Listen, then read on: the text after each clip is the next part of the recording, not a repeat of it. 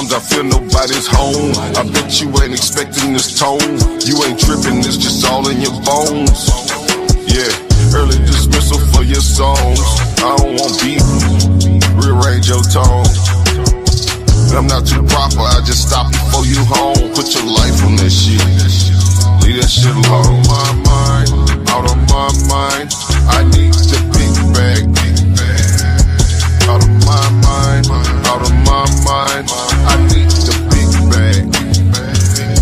Out of my mind, out of my mind, I need the big bag. Quarterback shine.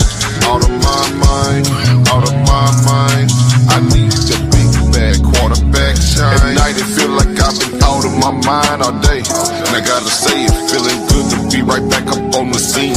My pistol beam so clean, I call it God's eye. Come back with fits and jeans, so mean I leave them hog tied. Pull up with shit with screams, that bitch was screaming all night. She left her cream up on the seat up on my motorbike. Yeah. Take a picture of the dream and make a satellite. Don't take no picture of the link, cause we be killing mice. 223, cause I've been feeling like I usually roll with M16s, but I've been chilling right. Check my team, they full of beans. I pray the Lord to grant your dreams if you ain't fucking with the team. Tip his bitch up if he fucking with the team. I swear that's what we mean, I swear that's what we scream. All you gotta do is share with us the cream. Share with us the cream. Out of my mind, out of my mind, I need the big bag. Out of my mind, out of my mind, I need the big bag. Out of my mind, out of my mind, I need the big bag. Quarterback shine. Out of my mind, out of my mind, I need the big bag. Quarterback shine. Forget my nigga again. Out of my mind.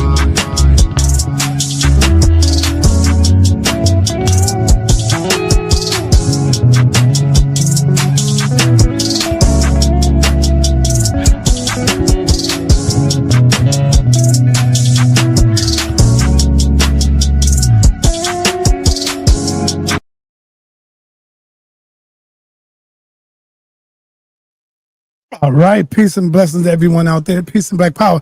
Captain Tazaryach, I'm glad you're here. I'm going to send you the original version inside of the Google Drive. I'm going to send it to you when this is over, so that way you can throw it up, so you don't have all the extra stuff on it. So I'm going to send you the joint after this is over. That way you can throw it up. Family, let me say this real quick. I used to put a lot of pride in my work. I used to put a lot of attention in my work. But when I started seeing that people really don't care, people really don't, appreciate the work, because, excuse me, when you're editing, everybody will tell you that's not no easy work. It's time consuming when you do editing work to try to make your material good for the people. But the people sometimes don't deserve all of that. So that's why I just throw it together and throw it out there. On this one, I said I'm going to take my time and do it because Captain Tazaryach have done a great interview. And so I said, you know what? I'm going to edit this interview up and put it out there and let the people get it. But I also want to say this. When people edit videos, you know how people brag about, yeah, I edit this video, I edit this video. When they do that, I'm talking about the people who be banging, who like to bang and beef tube. That's because a lot of them don't have nothing else to put up. What else can they do? That's their whole thing. Their thing is about beefing. And so when you go into their field, that's what you get caught up into. You get caught up into their world. Don't get caught up in their world. Bring them over here into your world. But guess what? They can't comprehend it. They can't deal with it because they have a psychological profile that needs to be analyzed by a psychiatrist. So they can't deal with the information. They got to deal with slander. And when you see the beef channels editing videos, you know what they're doing, right? The reason that they're editing the video is because they want to lie. They pushing forth a lie. This is why they edit it. Because if it wasn't a lie, then why not play the video straightforward? Play it straight out. without cutting and chopping what people say. You can't do that because now you get caught up in, oh man, well, what did he say wrong? You see what I'm saying? So with any further ado, I went on 125th Street this weekend. One of my brothers, my Jamaican brothers, you know, he was banging, going in on me. I loved it. You know, they know. Peace and shout out to Daniel Allah. They was going in. They caught me by surprise with the Gab joint. I didn't know they had the Gab poster ready, and they caught me out there. And so I had to deal with it. But it's all good. You know me. I don't get caught up in the bunch like them. I had on my grown man drawers, man. Grown man drawers. I don't wear panties, man. You know? Hey, Lady Kier, what's going on? I'm waiting on y'all. Hey, as y'all come in, please thumb up the video. Let me get on with this video right quick.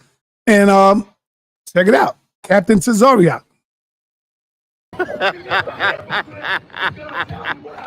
You know what, brother?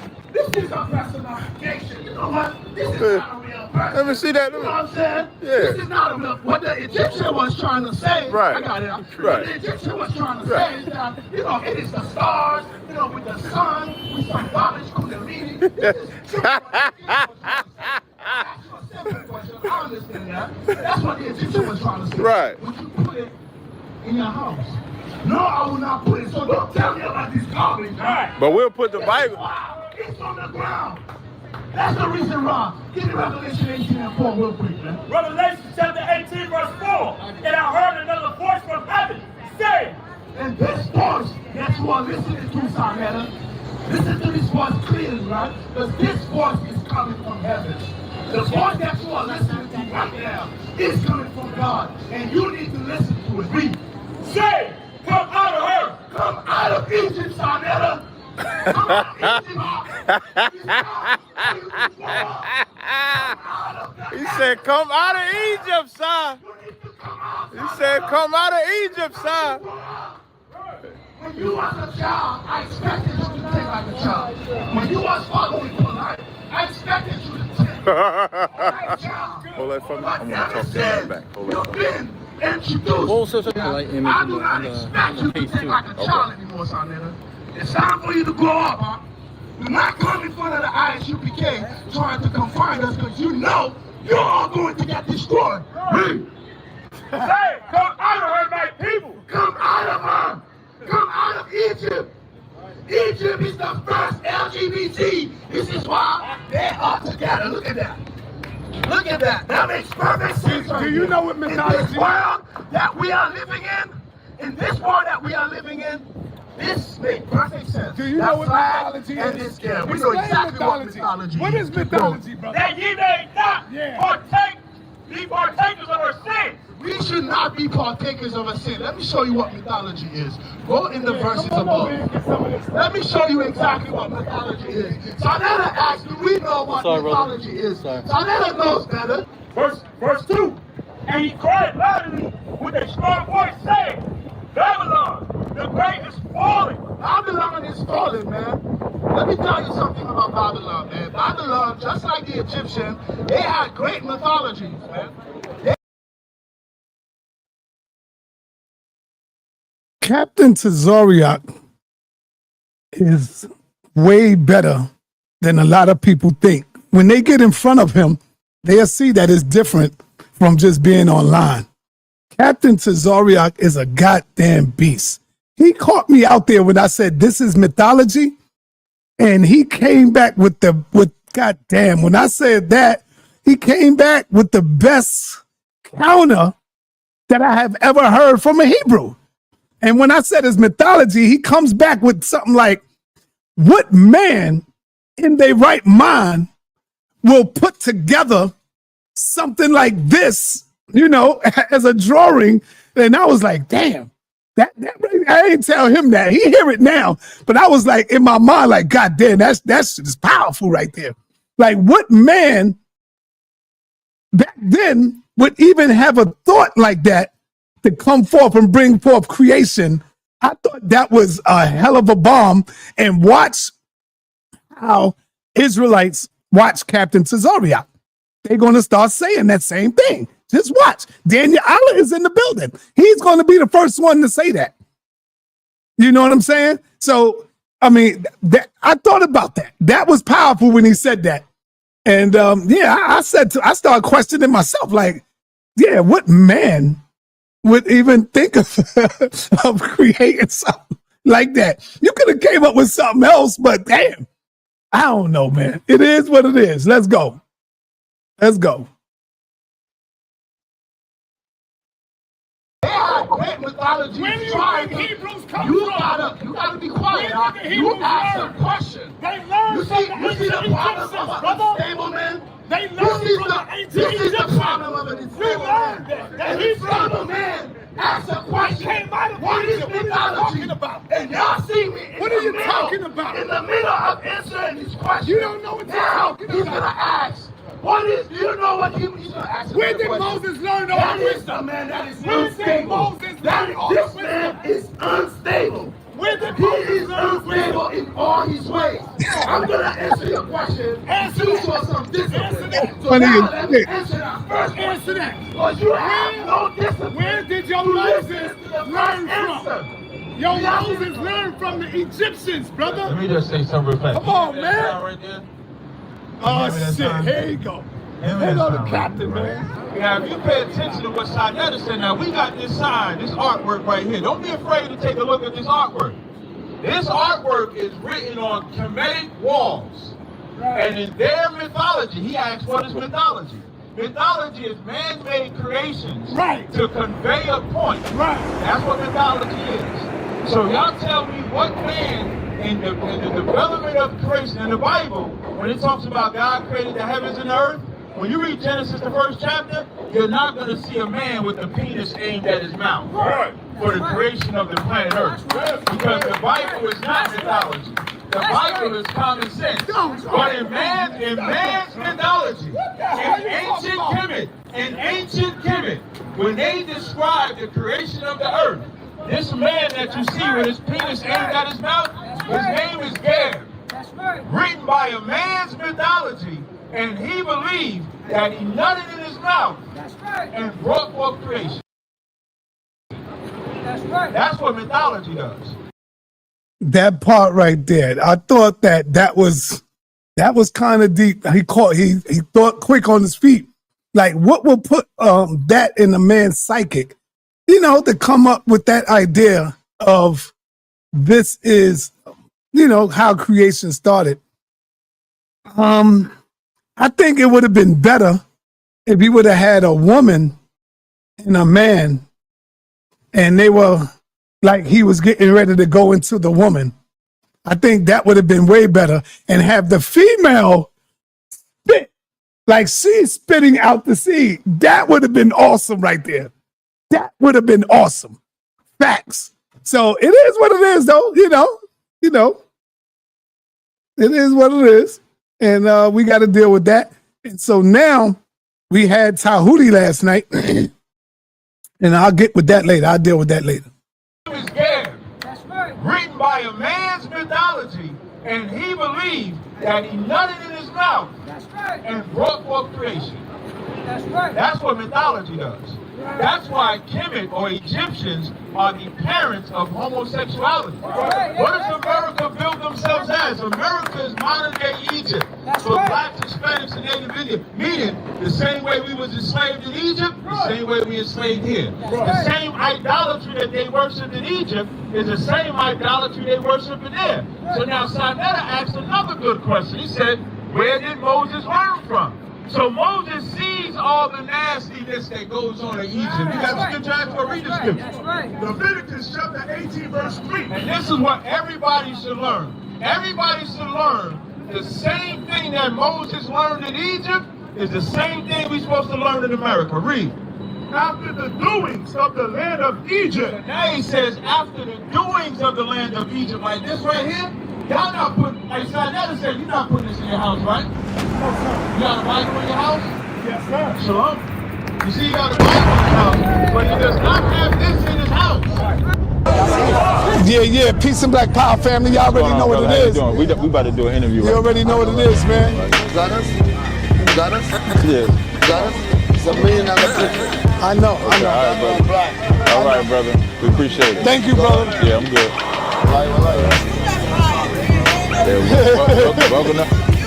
Welcome to Harlem. You know it. You gotta leave that in there. You gotta leave that in there. Welcome to Harlem, man. You already know. Man, earlier today, man, I came through. I got here before you. Right. And I said, you know what? Let me mess with the ISUPK brothers for a minute. Right. I got up there. I spanked them a little bit. Right. What do you think about that, man? You came in and helped them. No, I just came in. I wanted to get a lick. Like, I wanted to join in on the ass with it. Like, because I was enjoying, these brothers here, they seasoned enough. That was Officer Yatazar, for those that don't know.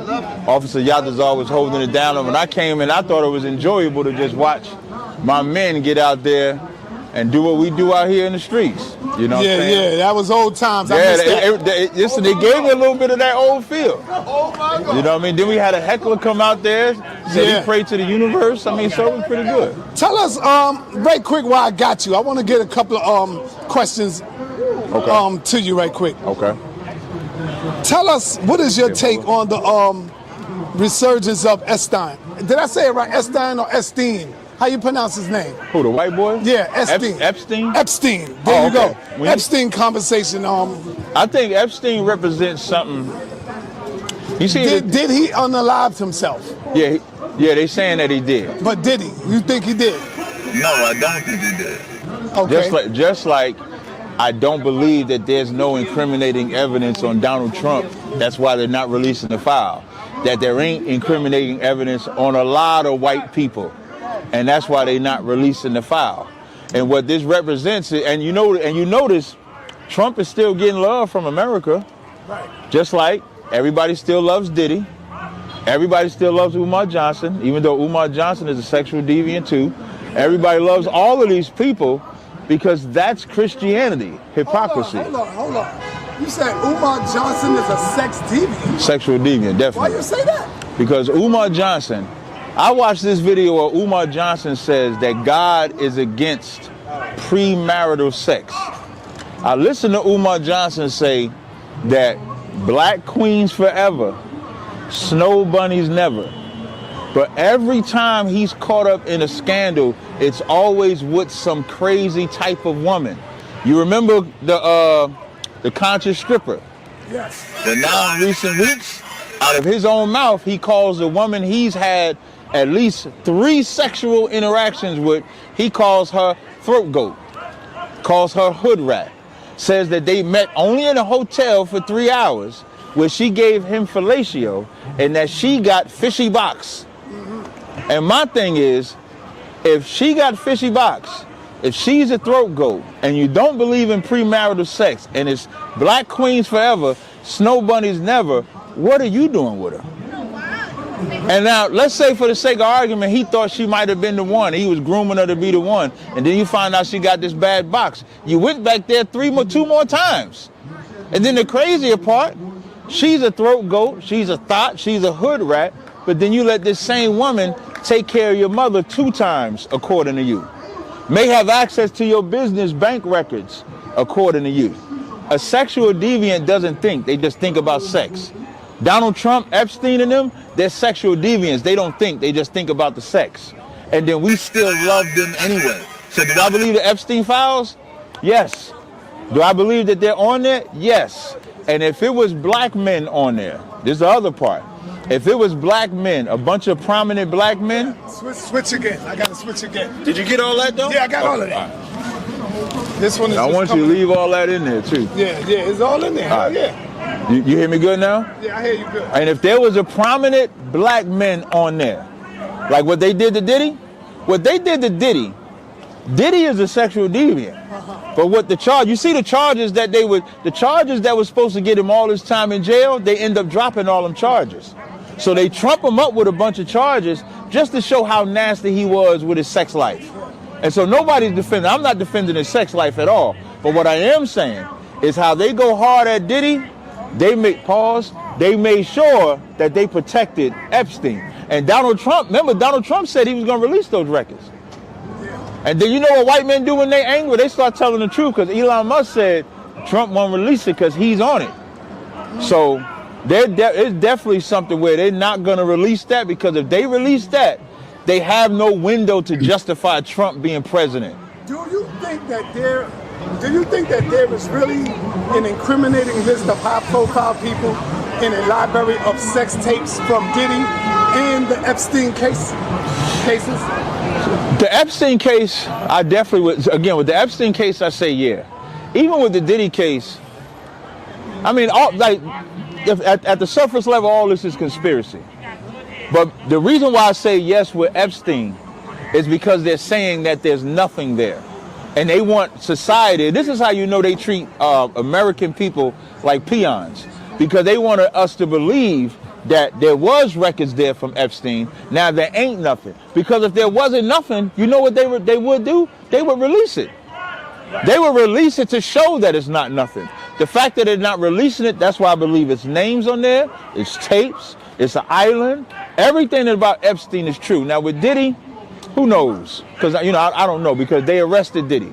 That they did drop the heaviest charges, but I think what we saw, this was more about shaming Diddy and his sexual life, as opposed to him being guilty of the trafficking and what's going on, brother, and all the stuff that he was accused of. This is more about, let's just shame a black man. Another one, I don't know if you have this in your questions, Shannon Sharp. Did you see? No, I didn't see that. So Shannon Sharp, you know, he took himself off of ESPN because he was sleeping with that underage girl. Right, so not underage, but she was of age. Yeah, but she claimed, right, white girl. Now here's the crazy part. They settled. A white ugly girl. A white ugly. Well, it won't matter if she ugly or cute. Yes, it does. No, to you it might. To me it don't. But anyway, my point is, they settled, right, with prejudice, meaning the settlement is that they was in a consensual relationship. Right. The settlement is that he did nothing to her. Their relationship. The money. They didn't release what the amount of money it was. But the key point is, remember, the story was he was abusive, he was choking her, doing XYZ. Then he released the tape saying what he did to her. Now, the only lesson that I want to see from here, if Shannon Sharp deals with another white woman, then he didn't learn the lesson at all. Do you think P. Diddy learned his lesson? No. From all of this? Me No. neither. No. Because he really didn't pay no price. Not only. But he's facing 20 years. Listen, 10 years off each case. Let me tell you something. I don't think he's going to, because he's a first-time offender, so they're going to argue first-time offender. Yeah. But not only did Diddy not learn, black people not going to learn. You know what black people going to take from this case? That I can keep being a sexual deviant. I ain't got to stop my sexual nastiness because Diddy beat the feds. Right. Because Diddy beat the feds, right. Black people looking like, man, we can get out here, we can have sex with these hoes, be homosexual, threesomes, baby oil. Did you see outside the court case? Outside, when Diddy was found, when they dropped all them charges, and he was found only guilty of what he was, there was two people out there. One nigga was pouring baby oil on him.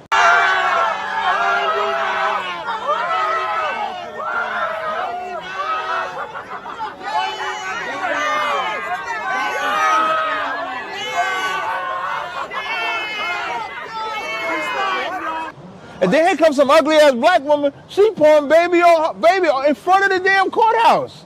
Ah! I got the baby oil! Baby oil! Let's do it free! Baby oil! Oh, man. In front of the court. So what was the reason for that? Because they love Diddy. And that's what I'm saying. Sexual deviancy is a major problem in America. What was doing with all that baby oil? I'm not trying to get into that type of freaky type of mind. That ain't my thing. I'm oiling up. I don't know, man. So let me ask you, man.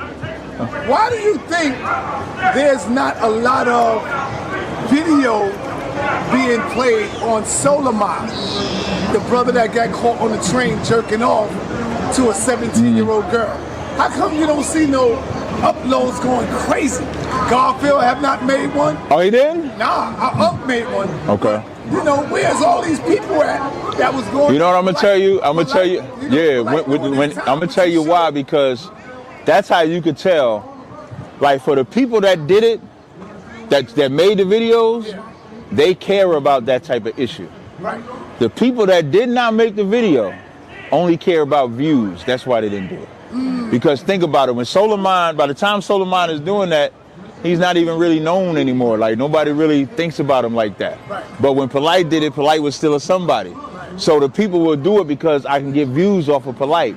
They look at it as, if I can't get all the views, why am I talking about Solomon? So they really care about the No, they don't. That's my point. Right. They don't care. That's the whole reason for me saying it, because if it's somebody within our community and they do something within our community and we are made aware of it and you don't do nothing about it, then you only do it if it's beneficial to you. You're not doing it for the cry out of sexual deviancy or crime. Like when Gorilla Hebrew left, I don't know if you want me to talk about that, so I'll keep it light. When Gorilla Hebrew left, when Gorilla Hebrew left, first of all, when we found out Gorilla Hebrew was getting pegged in his ass, I talked about it right away. Got an ass in that's when Luke said face down, ass up, that's Gorilla Hebrew. Face down, ass up. And the woman doing it to him. But when that came out, and here's why, and I need everybody to understand, because of course, before this came out, me and Gorilla was cool. But think about what you're saying about Solomon and nobody says nothing. Imagine that comes out about Gorilla Hebrew and I don't say nothing. They're gonna say Cap is a hypocrite. So you built different from all these things, man. Most High in Christ. That's the way I was raised. Barakatah, Yahweh, Yahweh Shah. What do you think about me saying that the government is possibly involved in all of the sex trafficking of people, especially children, or is it all fake news and conspiracy theory, in your opinion? You can't say that it's conspiracy theory, because when you think about all of the child molestation that takes place in the Roman Catholic Church, if the Roman Catholic Church can't do that trafficking without government assistance. It's not like they just come in there and people ain't reporting it. And when it gets hushed up, that's the government. That's the police force. That's everybody. And their connections are up high. When we talk about white supremacy, that is white supremacy. When you see a white cop, when you see a correction officer, when you see security guard, all of that is white supremacy. So the sex trafficking of minors and children and kids, just like we found out later about the government's involvement in the drugs. You know what I mean? When Ronald Reagan was saying trying to be against drugs, we found out later that he was working with the CIA to promote drugs. So it's the same thing with sex trafficking. We'll find out the government had a hand in that too. It's all like, never think that any criminal activity that makes money in America, the government's hand is in it, because they're the biggest criminals in America. That's, again, which goes right back to why the Epstein files are not going to be released. You want the proof it's the biggest? Trump was found guilty of those charges, you know. When they took Trump to court, Trump got, I think it was 37 counts, between 31 and 37 counts. He was found guilty. They paused his conviction so he could run for presidency. That's crazy. It's insane. Never saw nothing like that. But you want to believe in the government. You want to believe in the American way. When you be American, you're going to be a criminal. There's nothing that you can't do. If you want to be a homo, lesbian, drug dealer, abortionist, whatever you want to do, and you're American, you can do it, because there is no real rules in America. It's only when the white man says, okay, let's take him down. When the white man says, okay, he got too big. And this is why it's hard to fight against, when they say with Diddy with the whole alcohol thing, when he tried to get the alcohol stuff, it's hard to fight when people bring that argument because they dropped the charges, because there was no proof. So now that leads to the conspiracy theorists that say they did that to Diddy because he wanted to buy this or do that. Because when you get too big for your britches, they will shut you down. But most importantly, if you're not sinning, they can't shut you down like that. If Diddy wasn't a homosexual already, they wouldn't do it. Same thing with Tyler Perry. If he wasn't a homosexual, a white man wouldn't be able to say, and that white man ain't innocent either. Tyler Perry, some white man suing Tyler Perry for trying to come on to him and shit like that. That's a grown-ass white man. That grown-ass white man went to that grown-ass black man's house. And if I'm reading the messages, I would know that this man is coming on to me. So the white man went there. Tyler Perry just stupid to believe, to not believe that the white man was just setting him up. That white man was doing all that so he could sue him. Hold up, man. You saying Tyler Perry was hitting on the white? Was he doing it for real? Get them text. You got them text messages? He was really hitting on the white man. Yeah, he told that man. He told that white man to. That white man told him, my belief in God is why he don't want to be with a man. Tyler Perry said something like, man, sometimes you gotta lose your religion.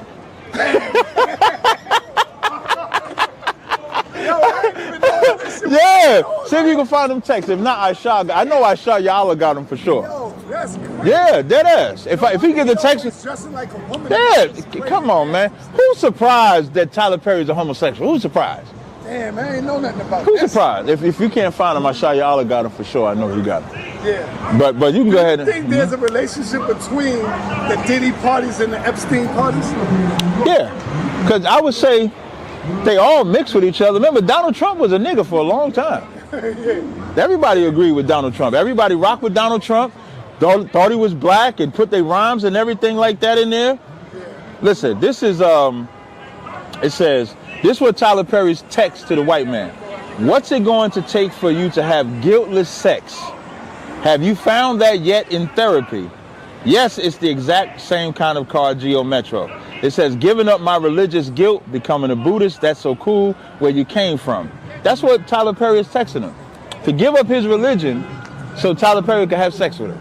Yo, why do they do stupid shit like that? Like leave evidence there to text him. Listen, that's why I said, that's why I put Umar Johnson Tyler. When you're a sexual deviant, you believe that this person has this trust for you that they're not going to expose you. Right. And it's like, oh, I thought I could talk to him. I thought I could talk to her. And you know the sad part with the Umar Johnson thing? That woman that gave him fellatio, that woman that took care of his mother, that he's now calling throat goat and a thought, she believed that she would be one of his black queens. That's the sad part. Like, Umar is a hustler for pussy, in the sense that when he say that black queens forever, black women believe that. And so, bless you too, brother. Thank you, man. I appreciate it. Definitely, man. And so, Umar Johnson gets these women to believe that he wants them to be a black queen. And so they doing anything. You want me to take care of your mother? Fine. You need some head? Fine. You want to go to the hotel? Fine. And then when Umar Johnson get finished, she's a throat goat with fishy vagina. 3 times. How you go back to fishy vagina 3 times? You said go back fishing vagina? He said that she had fishy vagina. Oh, okay. And start naming all type of fish. He said she got crabfish, salmon fish, squid. That's how he said her vagina smelled. Right. But he hit it 3 times. Oh, come on. So he bullshitting, man. Hell yeah. The saddest part though, and what everybody needs, the lesson that I want everybody to pay attention to, is not that sexual deviants don't exist. And it's not that they're not popular. But we continue to support them no matter what. Do you think it's because of the celebrity YouTuber he had become? Yeah, it's because it's fame. Yeah, when you in love, yeah. Right, definitely. He always say, I'm the best. Yeah. What do he always say? He's the best. Oh, he's a king. Wait, you know what's crazy? Yeah, you know what's crazy about him saying he the King Kong of consciousness? What? That's the proof he suffered from white supremacy. Yeah. I'm gonna tell you why. King Kong was about that black boxer that was having sex with that white woman. And so when they made the movie King Kong is the big black gorilla and the white woman is his weakness. Right. So when he says he's the King Kong of consciousness, he's exemplifying white supremacy. Why don't he say he Godzilla or a lion or something like that? Why be a gorilla when you know the trope that they put on black people about that? Right. Yeah, that's crazy, man. Damn. As a country, should we view our current president, who has been pictured spending time with and even partying with both Epstein and Diddy? How should we view the president? Listen, you ever see that movie Idiocracy? Yes. And what's the brother that was the president? I forget what his name was. But Idiocracy is if anybody want to understand this American presidency, Just look at Idiocracy. He partied like a rock star, shot guns in the air, and they was all stupid. Everybody was stupid. Everybody was dumb. And that's America right now. Everybody loves Trump because he acts like a rock star. Remember he got so-called shot in the ear? Yeah. He pumped the fist. Right. You know what song they played? Many Men by 50 Cent. Oh, man. Do you think that was all of act? Yeah, I think that was staged. I don't think none of that was real, because once he got so-called shot, there was nothing that Kamala Harris could do. When I saw him get shot in the ear and he walked back and he put that fist in the air, why even black people thought that was black power when he put that fist in the air. He caught them. Yeah. And so what they do is they rock us to sleep, because we love, especially black people, we love the theatrics, and we fell for it.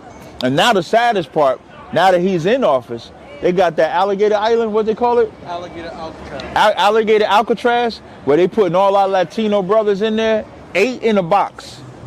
ICE is going into everybody's houses. I heard the ICE try to go up and run up on the Haitians. Haitians beat the shit out of them in Brooklyn, I heard. That's all because of Trump.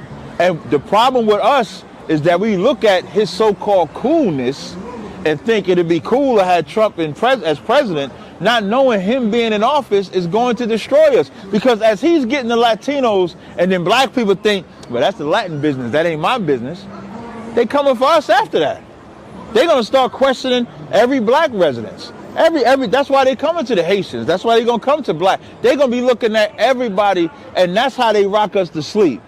To where now we hate Latinos, not because Latinos did something to us, but because the white man hate Latinos. You ever heard the term the white man can come to the cookout? Yeah. Have you ever heard the Latin man can come to the cookout? Right. I ain't never heard that. Oh, no. I ain't never heard, you know how they say you got the N-word pass? Right. They don't get, I remember when Fat Joe said, Why you say N-word? I'm so used to when I'm on TikTok and shit, like, I'm sorry, my bad. I'm gonna tell you, because when I be on TikTok, they'll kick you off because so it's like programmed. So they'll give a white man a nigga word pass. And Fat Joe said nigga, he couldn't say it. Right. You know what I'm saying? They'll always get. No, I think Latinos are my brothers. Right. They have a right to say. Listen, we in Harlem. Especially if you from like New York, New Jersey area, they was right with us. If you do historically, the Young Lords was a gang that was right with us. The Last Poets, which is regarded as the hip hop before it was hip hop, had a song. Say again?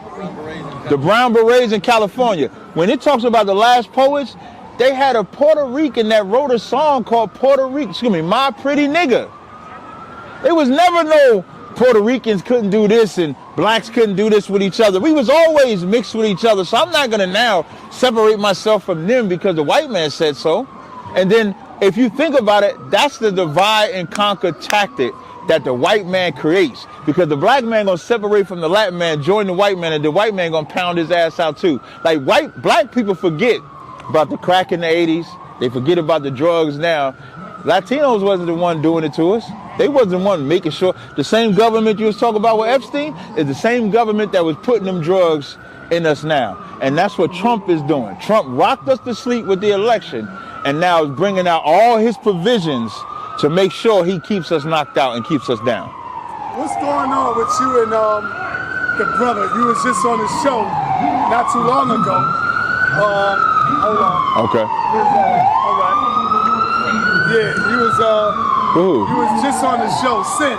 Saint and Sinner? Yeah, what y'all do, man? No, what you mean? You did something where you said this nigga scared. Yeah, he's scared. He's scared of the Israelites. Why yeah. you say he's scared of? Because, okay, so I'm gonna tell you why. He definitely scared of me, right? And so I don't know him. Right. I found out. So I'm gonna tell you this part before I tell the story. Right. I found out later, like after I went on his live stream, I found out that Mawa Quad was actually supposed to go on his show when we was in Atlanta in April. I was a part of that, but I didn't know that was the same guy beforehand because I was in my hotel. If you watch the original video, I was in my hotel. A brother texted me, and he was like, "Yo, you gotta get on this live stream. The Israelites looking bad." So when I go on the live stream, the title of the live stream is like, "Why do black people want to be Jews or Hebrews?" And so what I found out was, as all the Israelites was coming on there, he crushing them. He talking shit to them. Bop, bop, bop, bop, bop. Now I get on there, it's a whole different energy when I get on there. You know what I mean? You know what I'm saying? So now when I get on there, he like, oh, I see you a little bit more seasoned. He says this. Yeah, I heard him. You're a little bit more seasoned, so he don't cross the line. And so then, so I get off his live. He messages me, asks me to come back on and battle the agnostic. So I battle the agnostic cat. I beat the hell out of him. In the middle of that, he makes a scene. He says, you know, I'm the best debater. I said, no. I said, I'm the best debater. And he was like, well, you know, when I debate, I act like Mike Tyson. I bite your ear off. I said, I need that type of energy so I could be a savage. So I'm thinking, you know, we'll get a debate X, Y, Z. But he didn't ask for a debate with me. And then after I get off the live, the next day, before that, he says, yo, I want you to come and be a part of this conference he having, I think, in January or something like that. So I'm thinking we might build something, rock it out together. The next day, he doing another video bashing the Israelites. And I'm saying to myself, you had the Israelite on your channel that if you bashed him and beat him, it would actually hold weight. Like the Israelites that he battling, no disrespect to y'all, but Who is this, the white boy or Saint? No, the Saint Sinner guy. Okay. Everything I'm talking about is the Saint Sinner guy. Right, okay. Now, no disrespect to Israelites that do work, right? But if we talking about levels, I'm like at the top. If we talking about it, right? Especially in this, we talk about debates and stuff like that. So whereas if somebody say they beat Tazaryach or embarrassed Tazaryach, and if somebody said they embarrassed Tazaryach, I'm saying Tazaryach because I don't know no Tazaryach that debates. So can't nobody, you know, Israelites baby emotional as shit. His name sound like mine. So I'm saying Tazaryach on purpose. It won't hold the same weight. So that showed me that he's a coward. So the reason why I titled it, This Nigga Scared, is because when I came on your platform and I paid $15 to go on his platform, he didn't want to battle. But when I got off, he talked shit, and then the other Israelites are going out there to try to shoot their shot, and he wants to battle them because he feels like he can beat them. So he knows he can't beat me, so that's why I called him out. He need to be called out. He's a clout chaser. Yeah. Mm-hmm. Yeah, no doubt, man. I agree with you on that. Where I'm at here. Let me see. What's going on, bro? Let me ask you, does the deep state see race, or is it all about status and class? When you say deep state, you talk about the American government? Yeah. It's a combination of both because the rich only care about the rich. So at a certain level, at the surface level, it's race. But when you get high enough, then it is about rich and poor. The rich are only going to care about the rich. The rich job is only to make sure that they stay rich and keep the poor poor. But at the surface level, the poor whites are always going to be better than the poor blacks. But then even the rich whites are going to look down and separate themselves from the poor whites. So it's a combination of both. All right. Speaking of small hats. Right. Speak to us about Donald Trump's military action on Iran after what they did to Israel. I think that if we was to be honest, it looks more like Israel runs America than America runs Israel. Even Donald Trump had to curse when he said they don't know what the fuck they doing. Because, yeah, he actually said it just like that. Listen, he's a rock star. Donald Trump is a rock star president. He said they don't know what the fuck they doing because as Israel is bombing Iran and America is saying don't do it, Israel is not listening to America. Israel is not listening to nobody. Israel is doing whatever they want to do to where nobody believes. Even this week they bombed Syria. They bombed Syria, even though America said no. So I would say that Donald Trump don't have any control over his military or Israel. I think Israel has control. And that's where my next question comes in at. Do you think Israel owns the U.S.?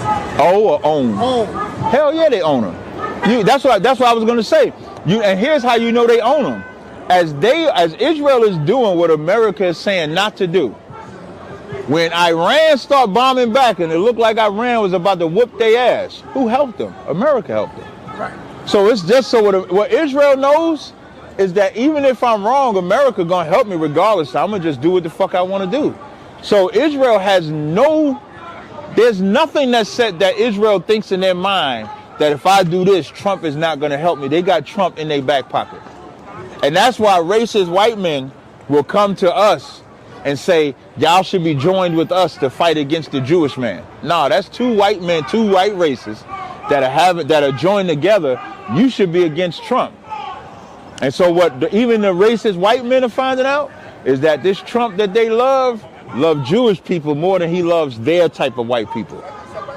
When you look at the Bible, is any of the conflict between Israel and Iran, or even U.S. Russians, in the Bible? In prophecy? Yeah, Ezekiel. So you need Ezekiel 37, Ezekiel 38, and I think might be Ezekiel 25. You need a book of Daniel, if I'm saying off the top of my head. But yes, it is prophesied for those to be in the Bible. It's prophesied for those factions to be on those sides. For Russia to be joined with Iran, Israel and America, that is definitely prophesied. As we, like, they only paused it for like 6 months. So what that's telling you is that, yeah, they got the little piece right now, but that's going to pick back up. Like, all of this is coming up to the Third World War. And if I can plug, Commander General Hanna is doing a lecture in Chicago, August the 1st, 7 o'clock in Chicago. I'm going to send you the flyer. Make sure you be there because he's going to talk directly about that. What we should be looking for, what we should be doing, because that war is coming. Y'all going to be inside? Yeah, we're going to be inside, yep. Right. Yep. When Christ returns, will he go to war with these countries such as Russia, Israel, Iran, China, etc.? Yeah. And in the Bible, in 2nd Ezra 13 and in Revelations, it's not even just that Christ's going to fight them, they going to fight him back. Mm-hmm. Like, if y'all see the movie Independence Day or something like that, imagine the sky cracking and something coming from another realm. Every entity is going to say, hey, let's stop fighting with each other and fight against this power. And so, yes, that's exactly how it's going to happen. Okay, now check this out. Right. Will you and the men of the Lord join Christ in the battle against other countries? Well, the Bible don't necessarily say that to start. You're going to be starstruck. Y'all niggas going to get starstruck. So the Bible says, come down, hold on. Y'all niggas, you gonna be scared as death. You gonna be scared. No, so right as the wars is happening. But think about that. Imagine that shit right now. It's gonna be shock and awe. Yeah, that's it's gonna be shock and awe because he's coming in the middle of a war. Right. So in the middle of the war is when he comes. So it's gonna be to the shock of everybody. And so for those that follow Christ, they'll actually be taken up, and they won't be a part of that part. Like Jeremiah 16 says. Behold, I will send for many fishers, they're fishmen. Then I'll send for many hunters and huntmen. So after we get organized, then we'll come back and do that part. But think about this though. When he come back, is he coming back as a superhero? Because Christ ain't gonna be able to he got to come back like a Superman, like a super type of hero, brother. When you think about it, you're going up against all these countries, Iran and all that. But he's not coming back like, don't think like Superman fly and just land down. Yeah. The Bible says he coming with the chariots. So it's the ships that, when it says everybody gonna see him, it's because of the ships that are gonna be here. And then they'll know that that's Christ. That's right. And if anybody take the time, you look up when Ronald Reagan gave a UFO speech when he said, I wonder if we would put our differences aside if something came from another realm. We often forget how much unites all the members of humanity. Perhaps we need some outside universal threat to make us recognize this common bond. I occasionally think how quickly our differences worldwide would vanish if we were facing an alien threat from outside this world. And yet, I ask you, is not an alien force already among us? What could be more alien to the universal aspirations of our peoples than war and the threat of war? And we fight that entity instead of fighting each other, because everybody knows that. Only people that are gonna say I'm crazy is the blackity black folk. What part do African countries play a role in coming against the war? Christ and his soldiers. Africans are gonna join up to fight it.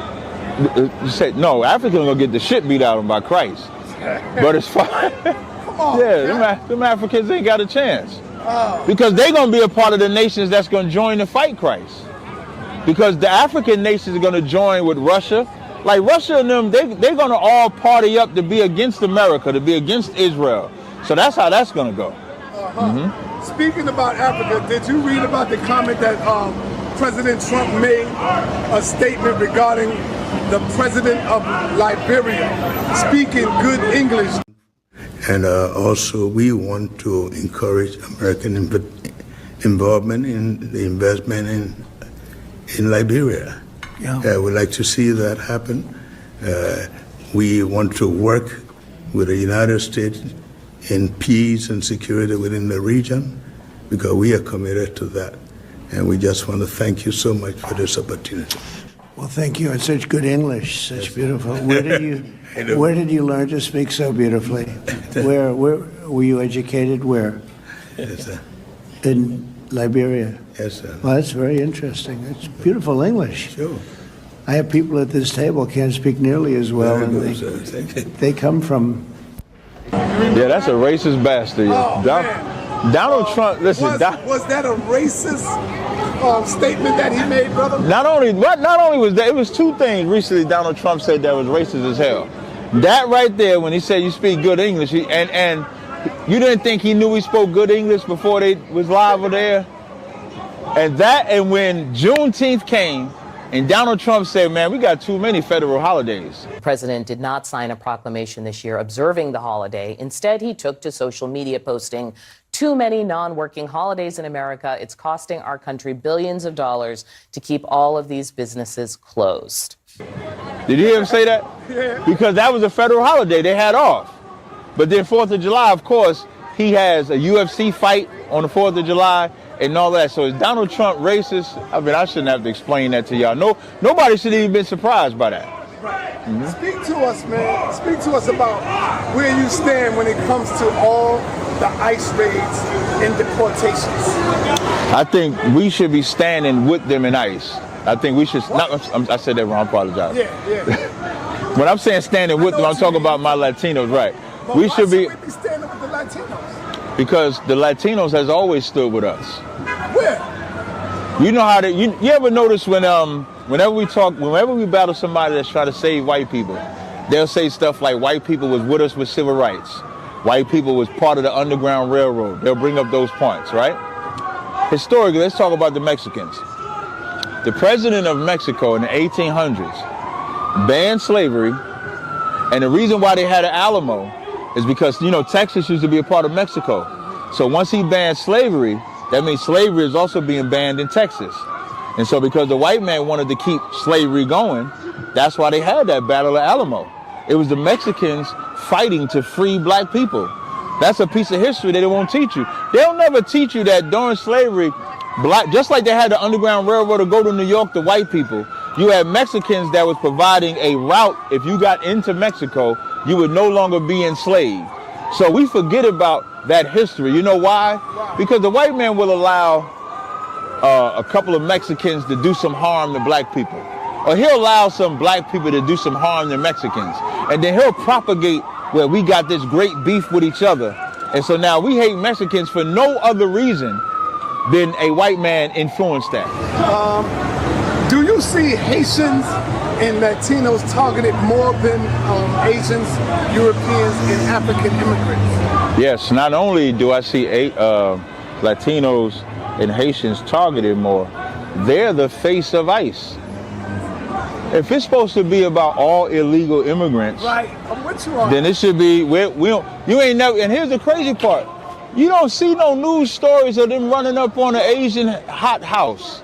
Yeah. And Asians, they over here illegal too. You don't see, not just Asians, East Indians, Arabs, them damn, where was that in Russia? Who was they invading in Russia? Ukrainians. All of the illegal immigrants over here, but the only people that they plaster on the TV are Haitians and Latinos, because that's the real agenda. The agenda is not about everybody. You know why? Because the Haitians are a poor country. Nobody cares about them. The Mexico is a poor country. Nobody cares about them. South America is a poor continent. Nobody cares about them. but they can make money off the Chinese. They can make money off Ukrainians. They can make money off the East Indian. So of course they're not going to be the face. So they make the face so that they could justify enslaving the Haitians, justify enslaving the Latino. Like the white man is the absolute devil that the Bible speaks of, and it's on display. I don't know, that's what pisses me off about black people that's siding with it. But then them same black people, if I come out here and say we gotta hate the white man, they'll fight me on hating the white man, but they hating the Latino man, but the Latino man ain't do nothing to him, the Haitian ain't do nothing to him. So yeah, definitely that's what they do. Were the raids and protests against ICE justified and unjust? No, they definitely justified. I think anytime tyranny happens, I think it should be justified. You know it was unjustified when them white men stormed the White House. That was unjustified. But you know what? None of them was shot, and they all were pardoned by Donald Trump because Donald Trump called it, because again, he's a rock star. He's a rock star president. So them ICE and raids, everything that them Latinos is doing to protect themselves, I support it 1,000,000%. Why did so many Latinos vote for Trump, even though he called many of them rapists, mentally ill, and criminals? Should blacks join to protest against the targeted Latinos? Here's what I want everybody, when they watch this live stream, I want y'all to do this. I want y'all to look up the percentage of Latinos that voted Republican for Trump, the Trump before that, I think, because Trump, this is Trump's second time in office, right? But he ran 3 times, right? This is his second time. But this is second time, but he ran 3 times, right? So I want y'all to check the 3 times Trump ran for office, and then who was that? Who was after that? Was it Cheney? Not Cheney, right? No, I remember you saying the wrong one. Yeah, before Trump. Before Trump, it was Obama. No, not the president, the Republican. Who was the Republican before Trump? Because it was Obama before that. I forget the white man. No, but here's my point. Not George Bush. What? No, he beat. No. Here's my point. What I want y'all to do. Just look up the Latino support of Republicans versus Democrat. People want to make it seem like the Latinos just voted for Trump because he's Trump. I think you're going to find it might be 1% higher for Trump being the Republican representative than it was in the previous times for Latinos for Republican representatives. Bush was the next Republican before. No, I want to know the people that was running, not the presidents. Yeah, the people that was running. So I want y'all to understand this. The Latinos didn't vote for Trump any more than they always voted for Republicans. Just like blacks are Democrats, so blacks vote Democrat regardless, Latinos were Republicans. So they just voted Republican because they're Republican. Think about it. Obama didn't help black people at all, but black people voted for him both times. Even though he never voted for him each time. What's going on, brother? How you doing? All right. Yeah, I got $1. Yo, I seen this dude, right? All right. Hold up. Yeah, I got $1 more. Hey, take it off. There you go. No problem, brother. Yo, I seen this dude on TikTok and all that. And that's how he be. He's just like that. People be filming him. You know how they make these. Right. These are the people running against Trump. Okay. No. I just want to know. Republicans are running with the Democratic Party and the Republican Party. Yes. That's all I want to know, who was running. But you ain't got to find. It's all right. We passed it though. And so I want you to leave that part in there too. But here's my point. The Latinos are not doing anything normal than what they always do. They voted Republican because that's what they do. Like blacks vote Democrat. Black people got to stop trying to find ways to hate Latinos because the white man hate Latinos. If you I just don't understand that. They're not voting more. Just all you got to do when y'all watching this live stream, just look up the stats to see if Latinos voted any more for Republicans than they did previously. Are you familiar with Neon? Neon? Yeah. Who is that? Neon, a known racist interview on the Breakfast Club. I don't know. Am I saying it right? N-E-O-N. No, Neon is the popular, he's like Middle Eastern or Indian streamer. I don't know. All right, well, Neon, a known racist, interviewed on the Breakfast Club. Here's the question. Why are black people willing to forgive the white man before their own brother? I mean, where you want to start? Money. I don't know who that is. That's just the question. Money, power, jealousy, envy. In comic books, right? And you got to know comic books to notice. In comic books, they had this picture of this little black boy, and they had Superman on the other side, right? And they had the little black boy was looking up at Superman in there, because the white man is the black kid's hero, because that's how he's propagated. That white Jesus that we be having at camp, that's why black people hate black people, but love white people, because from the time they're a kid, that white Jesus is embedded in their brain. From a time they're a kid, they're taught that their black skin is a curse. Do a white doll, dark doll test whenever you get a chance, sa.neter on the street. I guarantee you, little black kids in 2025 are going to still choose the white doll over the black doll. We're taught as a youth that black people are disgusting. They're monsters, they're animals. So of course, I don't want to be a monster. I don't want to be an animal. So I'm going to get closer to who they're saying is the white. That's why black women do their hair the way that they do. They blonde their skin. That's why black men look for any excuse to leave a black woman alone, which you a bitch made nigga for that. We do all of that because as a youth, we're taught that if you're black, you're nothing. Well, I thank the Lord for I should be carrying Commander Jenny Hanna, because black is everything in here. Do you believe in a real heaven or hell? And if so, where is this? Nah, the heaven and hell is like right here. That's the real heaven. The real heaven is right here. What's going on, brother? The real heaven, even like that brother that just made that noise, that's hell. That brother's in absolute hell. He got demons on him. Ain't no telling how he would act. That's hell right here. And then there's a heaven. So you don't die. Even that's a slave concept. The white man said, how can I get them to pick all this damn cotton? I'm whooping their ass. Well, what? I need to give them something to aspire to.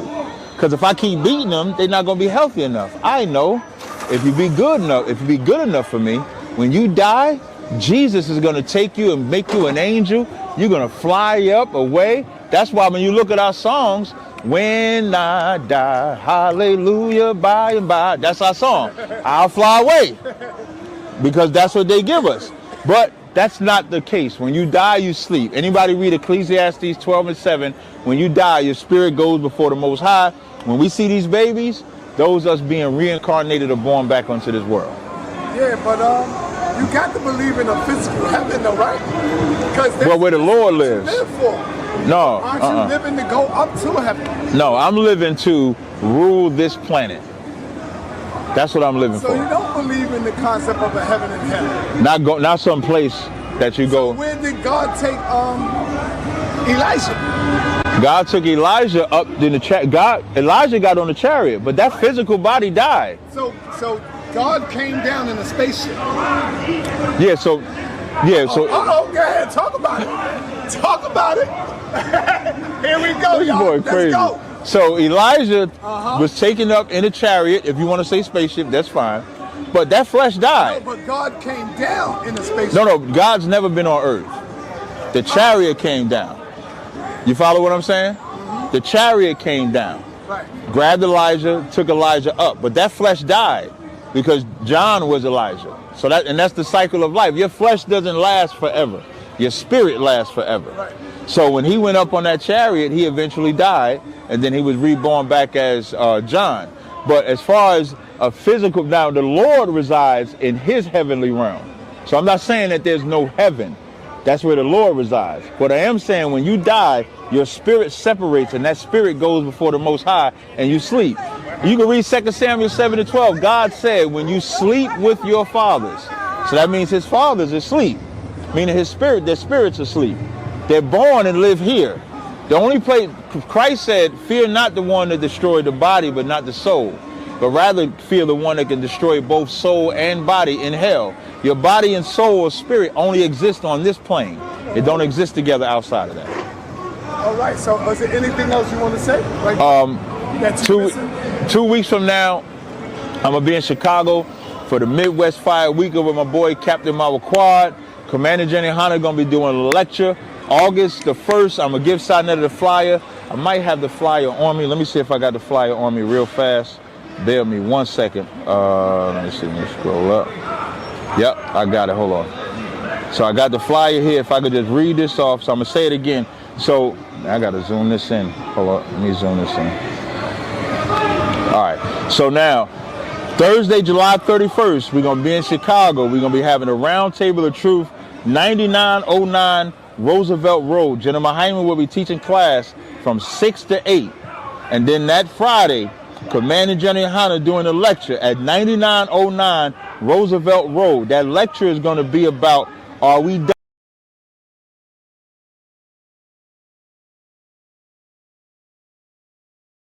About what the Third World War upcoming, and what are blacks, Hispanics, and Native Indians supposed to be doing as we live in these times. So with that, right, shout out to my. Hold on, what's going on with the general? Is he? Okay. So the Manning or what? What's going on? So we want to do it August 30th, which is the day before our cookout. That's the date. Now here's where we at with it. Okay. What we want to do is kind of make it a little bigger. Right. Meaning, like, we want Commander General Hunter there, we want Pastor Manning there. We're working on getting some other people involved to have a bigger panel of discussion, because we feel like Pastor Manning's reputation, Commander General Hunter's reputation is not like virgin birth type of battle. Right. See how all your questions was about Trump and ICE and stuff like that? We want to cover that. So we actually want to have a panel where it could be Commander General Hunter, Pastor Manning, maybe 2 or 3 other people. We sit down, and then you could have the questions like how you asking the questions right now, and then you sitting there, Pastor Manning, what you think about this? What should we be doing here? What do you? Something like the state of the race. There you go. There you go. If you remember that. Yeah. So that's what we want. We want to do that. So we want to set that up. Ashar found this spot, but it's a little pricey. I'm gonna tell you about it offline. But it's a little. What's the spot? It's called Grand Slam Banquet Hall. sa.neter TV.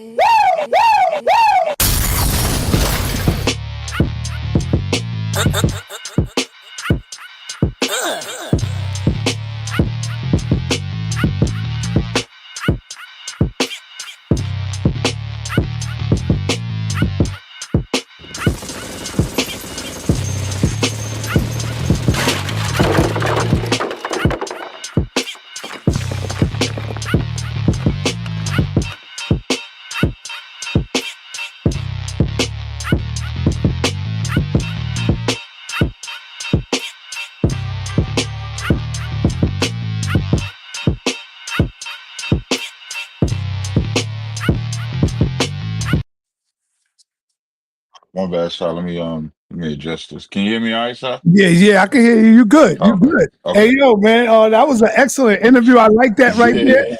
You know, I like the energy same old questions with the Bible and all of that. Yeah, man. So I thought that was a real good. And watching it real time and watching the editing that you did on there, I thought it was fire. I thought it was dope. Dope, sir. But I want to get some clarity, because I'm listening to what you're saying, right? Right. So you talked about the Haitians and the Latinos, and you said the Africans and the Latinos. That's what you said. No, the Haitians. Okay, the Haitians and the Latinos, and we need to stand with them. But when do they ever stand with us, though, Captain? You can look and see so many goddamn rallies that we had going up against the police, our babies getting shot, and you really see them, especially the Haitians. You don't see nobody in our fight. And it reminds me that Dr. John Henry Clark said, we are in this fight by ourselves, brother. That's what he said. I'm not saying he right on all that, but I'm saying, when do you see other people fighting for us? Like, if I was to use you as an example, most people won't look at you as Dominican, Puerto Rican. They would look at you as just a black person because of your melanin complexion. Right. But you and I know you have Latino background. Mm-hmm. And you as just one person, you have a history of being with the new Black Panther Party with Khalid Muhammad. Right. You've been on the street. You've been showing history. You show love to Latino and the black side. Yeah, You do but I'm both. just asking the But question. now I'm gonna get to the answer. So when it comes to the Latino presence or the Haitian presence, it's you unless somebody gonna show me videos of only seeing all black people there. You can't say that there's no Latino presence in New York City. I don't know anything. If I just take New York and New Jersey, like I said in the video, I don't know anything that blacks do only that don't involve Latinos, Haitians, Jamaicans. We've all been lumped together since we've been over here. So I don't see that. I think that's a white man's trope because when we say don't join America, and so nobody ever questions what the white man does or doesn't do. So that talking point is a white supremacist talking point. It's not a real talking point. If right now in Harlem, if you do one thing in Harlem, it's not just black people there, it's blacks and Latinos there. It's blacks and Latinos. If you do Brooklyn, it's Haitians, blacks, Jamaicans, Latinos. It's always been a mixture of us. And like I was saying in that interview, if anybody just look up the president of Mexico at the time was Vincent Guerrero, a Mexican that fought against the white man. And due to history of that Alamo, they was fighting against slavery. So even that history doesn't get told. Why? Because if they was to ever tell a history of black and brown not having the animosity, then all we believe is that all we had was animosity. That's it. But that's just not true. So in my experience, and I didn't even just talk about my experience as an Israelite. Started being an Israelite when I was 32, 33 years old. In them 32 to 33 years of life before I was an Israelite, I only saw the same thing I saw in real life. I saw Africans not like us, but I saw Haitians, Latinos, and Jamaicans all getting along. I never saw, when I'm saying all getting along, it's not like a monolith where you're not going to have the Latin kings or the Latin gangs. You're not going to have black gang. I'm not talking about like it's terrible when we start using criminal activity to justify unity. And I'm not talking about criminal activity. I'm talking about when I grew up, even up until now, I've never seen this pure hatred that they want to have us believe. And it's mainly FBA, white supremacist type of people that try to push that trope. I just haven't seen it. All right. I want my Latino brothers and sisters out there to just calm down. I'm with you. I'm with you. I'm just asking the question because I Yeah, see that. why they get mad at you? Why they No, they was like, "Come on, Saul, we there with you, man," in the chat. No, but you gotta ask that question though. Yeah, because I see people asking that question or saying these things. So let me ask you this: you also talked about heaven and hell, and that caught me a little bit because I always looked at you as taking this Bible literal. Now all of a sudden you saying that you don't believe that heaven is up in the sky, that there's no heaven, because when they came down for Elijah, they took him up to the heavens, brother. They took Elijah to the heavens. But that's not how we all travel. And so How I've do you never, know I've that? always, How do you know that? because we die and get buried in the ground. That's Right, how I but know. don't the Most High come, and if your soul is cleansed and clean, He takes you to the heavens, and that's No, where you begin to there's get no dirty. verse. There's no verse that says that he takes your soul and clean. He takes all souls, whether you clean and dirty. The Bible says all souls are his. So if I was to read Ecclesiastes 12 and 7, it says, then shall the dust return to the earth as it was, and the spirit shall return unto God who gave it. That's talking about us. So when we die, our spirit goes to the God who gave it. That's why even God, when he was talking to David in 2 Samuel 7 and 12, he said, when you sleep with your fathers, even when Job was going through torment, he said, I wish I wasn't born because there the weary be at rest and the wicked cease from troubling. Nobody's doing nothing dead. Nobody. This is why I love the comedic science when it comes to this teaching, because you got to go before the people and you got to walk through that door. If your soul and your heart outweighs the feather, then you moving on to the next round. See, that's in But see, the Sinai, mythology of nobody's ancient been there. comedic science. Nobody's been there and come back to tell us that. Right. I agree with you. So so that's just all somebody's man-made mythology, where it's just as simple as just there's two entities in me right now. It's my flesh and my spirit joined together. When my flesh decays or my flesh dies, my spirit's gonna go before the Most High, and then I'll be born back. When we see these babies born, those babies represent an old soul in a new fleshly body. That's why we'll use the term, black people will use the term, that's an old soul right there. If they see a young boy, a young girl, might be a little wiser than the average young girl or young boy their age, they'll be like, you got an old soul. So that's So why they where's even use, Jesus at right now? well, Christ is different because Christ resurrected of himself, just like Lazarus was resurrected. Elijah resurrected a boy. So Christ was resurrected. So he's up there with the You Most said High. of himself? Christ did this on himself? Meaning with the everything is with the power of the Most High, but in Okay. the Bible it says it like that. But so Christ is in the realm with the Father, but that realm that he's at with the Father is not where our heaven will be at. Our heaven is on earth. Now think Matthew about in the this prayer. right quick. Christ was a man on earth at one point, right? Mm-hmm. Yes. Who is he up in heaven right now? He's the same man, but his body is slightly different. When you see when he Yeah, that's what resurrected, we know. right, his body is slightly different in that resurrection because he's different. But I will in Matthew the 6th chapter, Christ said, "Our Father which art in heaven, hallowed be thy name. Thy kingdom come, thy will be done on earth as it is in heaven." In Revelations the 19th chapter, when Christ come and he take them crowns, we're gonna rule on earth. We're not ruling in some other place. We're going to rule here on earth. So that's where the kingdom of heaven will be, here on earth. But don't it say that Christ, Alexa, stop. Don't it say that Christ is the king of the heavens and the king of the earth? Right? What? I got to make sure it says it that specifically, but let's go Yeah. with that it says that specifically.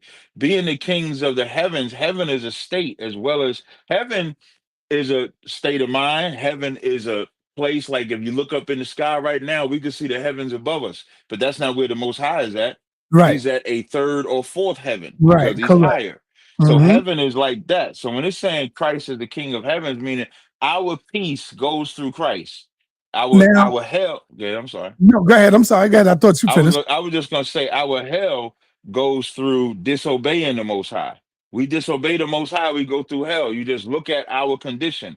We are in a living hell. It's an unjust God to think that a person born with a silver spoon in their mouth and a person born without a mother or father got the same opportunity to make it to the same heaven and hell. Now, here's the question. Mhm. Think before you jump out the window. Is this a fact or are you just dealing with belief right now? This is a fact. Captain. Well, Oh man, come on, Captain, yeah, man. it's fact. It's Come fact. on, And Captain. so like if I read second Ezra, You stop, man. Let me get the laugh out. Let me get the laugh out right. Yo, you said this is a fact, Captain, and you Mhm. can't prove that. How can you say that, brother? I can prove that because life is hell for us right now. Even in the Bible, when David said, "The sorrows of hell have compassed me about," he was alive when it said it. When Jonah was in that belly, he said he was in hell. He came out of hell. We say we living in hell today. Hell and heaven are conditions. Now, if you ask Beyonce's daughter if she's in heaven or hell, she's going to say she in heaven. Why? Because her state of living is different than that of a kid born without their mother and father. That's hell. Heaven and hell is like that. That's a good question on the screen. Read that question there, Cap, and you can If answer. there's no heaven, where are they coming from when they crack the sky? So that's what I'm saying. So where the Most High, this is what I was saying earlier, where the Most High at, that's his heaven. So let me say it like this: God has his heaven. The angels are with him in his heaven. When I'm saying you don't die and go to heaven, the church teaches that you die and you go to a heavenly place to live or a hellish place to live. That's not in the Bible. When you die, your spirit sleeps until it's time to be born back on this plane, and then you experience your heaven and hell here on earth. That's what I'm saying. I'm not saying that God ain't in heaven. What I'm saying is we don't live in that heaven. Our judgment don't, how we live on this life. Let me read. This is Second Ezra, the 14th chapter and the 35th verse. This Second Ezra 14, verse 35. It says, "For after death shall the judgment come, when we shall live again. And then shall the names of the righteous be manifest, and the works of the ungodly shall be declared." So when we talking about the Most High, your how you live in this life, and this is why it's important when people think they can just live however they want. No, how you live in this life is going to determine how your next life is, how your next life is. That's how you have the term generational curses.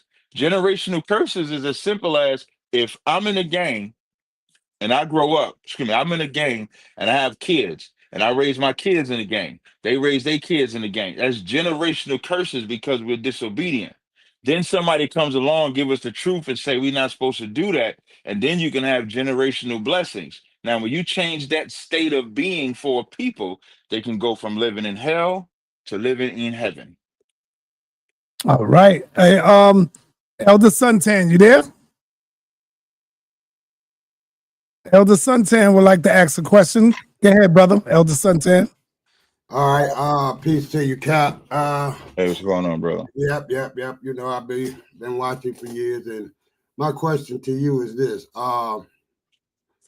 it's kind of easy for you to make 9 sectors and then to make your part of it true. And when I say that, I say it with all respect, because I respect what you believe. However, What's the non sector? The 9 sectors, when you say, I kind of when I ask you a question and you say, no, that's not true, and just in general, in a conversation. No, I get that part. No, I ain't talking about the definition of non-sector. Like, what did I say that you believe I'm making non-sector? Well, when you say that, because see, I really have respect for you and what you do, but when you go off and like say things like, I can trace my bloodline back to Israel, I kind of doubt your intelligence on that. And then when you say stuff like the sky is stuff coming down from the sky, then again, I kind of doubt your intelligence on that. But when I doubt your intelligence, that's only my input, because you can believe what you want to believe and feel the way you feel about it. But the thing over the matter is this here. In our lifetime, Captain, and I don't know how old you are, but I'm in my 60s, you have, and I'm going to ask you before I make a statement, have you ever seen any supernatural things of the Bible that you can testify to right now as the sky busting open? Or have you seen, things of, heaven and entities or things of that nature that you can say, and I know you're going to be honest, that you say that, yeah, that is from God? What I see is supernatural. If I just take my time in the truth, and I'm 50, by the way, I'm 50 Okay. years old. And so in my time in the truth, what I've seen as supernatural is the growth of the truth, the growth that the Bible says that he will pour his spirit upon all flesh and they shall prophesy. So in ISBK, we began to prophesy. We began to prophesy into, even if you want to say the valley of the dry bones that Ezekiel the 37th chapter talks about. So in that vision, that prophecy is about putting that spirit into a bunch of dead bones. That dead bones, metaphorically, yeah, I got oud oils. Yeah, tell them I got all kind. I got signature oud, classic oud. Yeah. Yeah, brother Lai, just hit me up. I got you on any oud oil that you want. All right. Hey, I need my moderators to throw Captain website in there right quick. Yeah, it's callgas.com. I got all the oud oils you need. So in Ezekiel, he gives the prophecy of prophesying to dead bones. Those dead bones represent the whole house of Israel. And so for us, we prophesied to those dead bones. So I remember when I came into the school, we was in Maryland, DC, and Philly. Those are the only schools I knew. And then we was talking to people. You want to say something? Yeah, what I want to say is this here. You gotta let him finish though, Suntan, so he can finish. No, I don't mind. I'm good. I just He's beg good. this He's pardon good. because I want to interject, Okay. Because like I said, Si, I have been where Captain is at. Right. I just didn't, hey, Captain, I've been where you at, but I haven't took it to the extreme where I was out on the street trying to get it across. You know, and I don't even know how far you when you're reading, but here again, I will say, all these things of the book is of the book. And I'm here to tell you my part of it. I think heaven and hell is within you. And you say it sort of synonymous to where I say it. But the thing of matter is, it's just like you said, nobody really knows.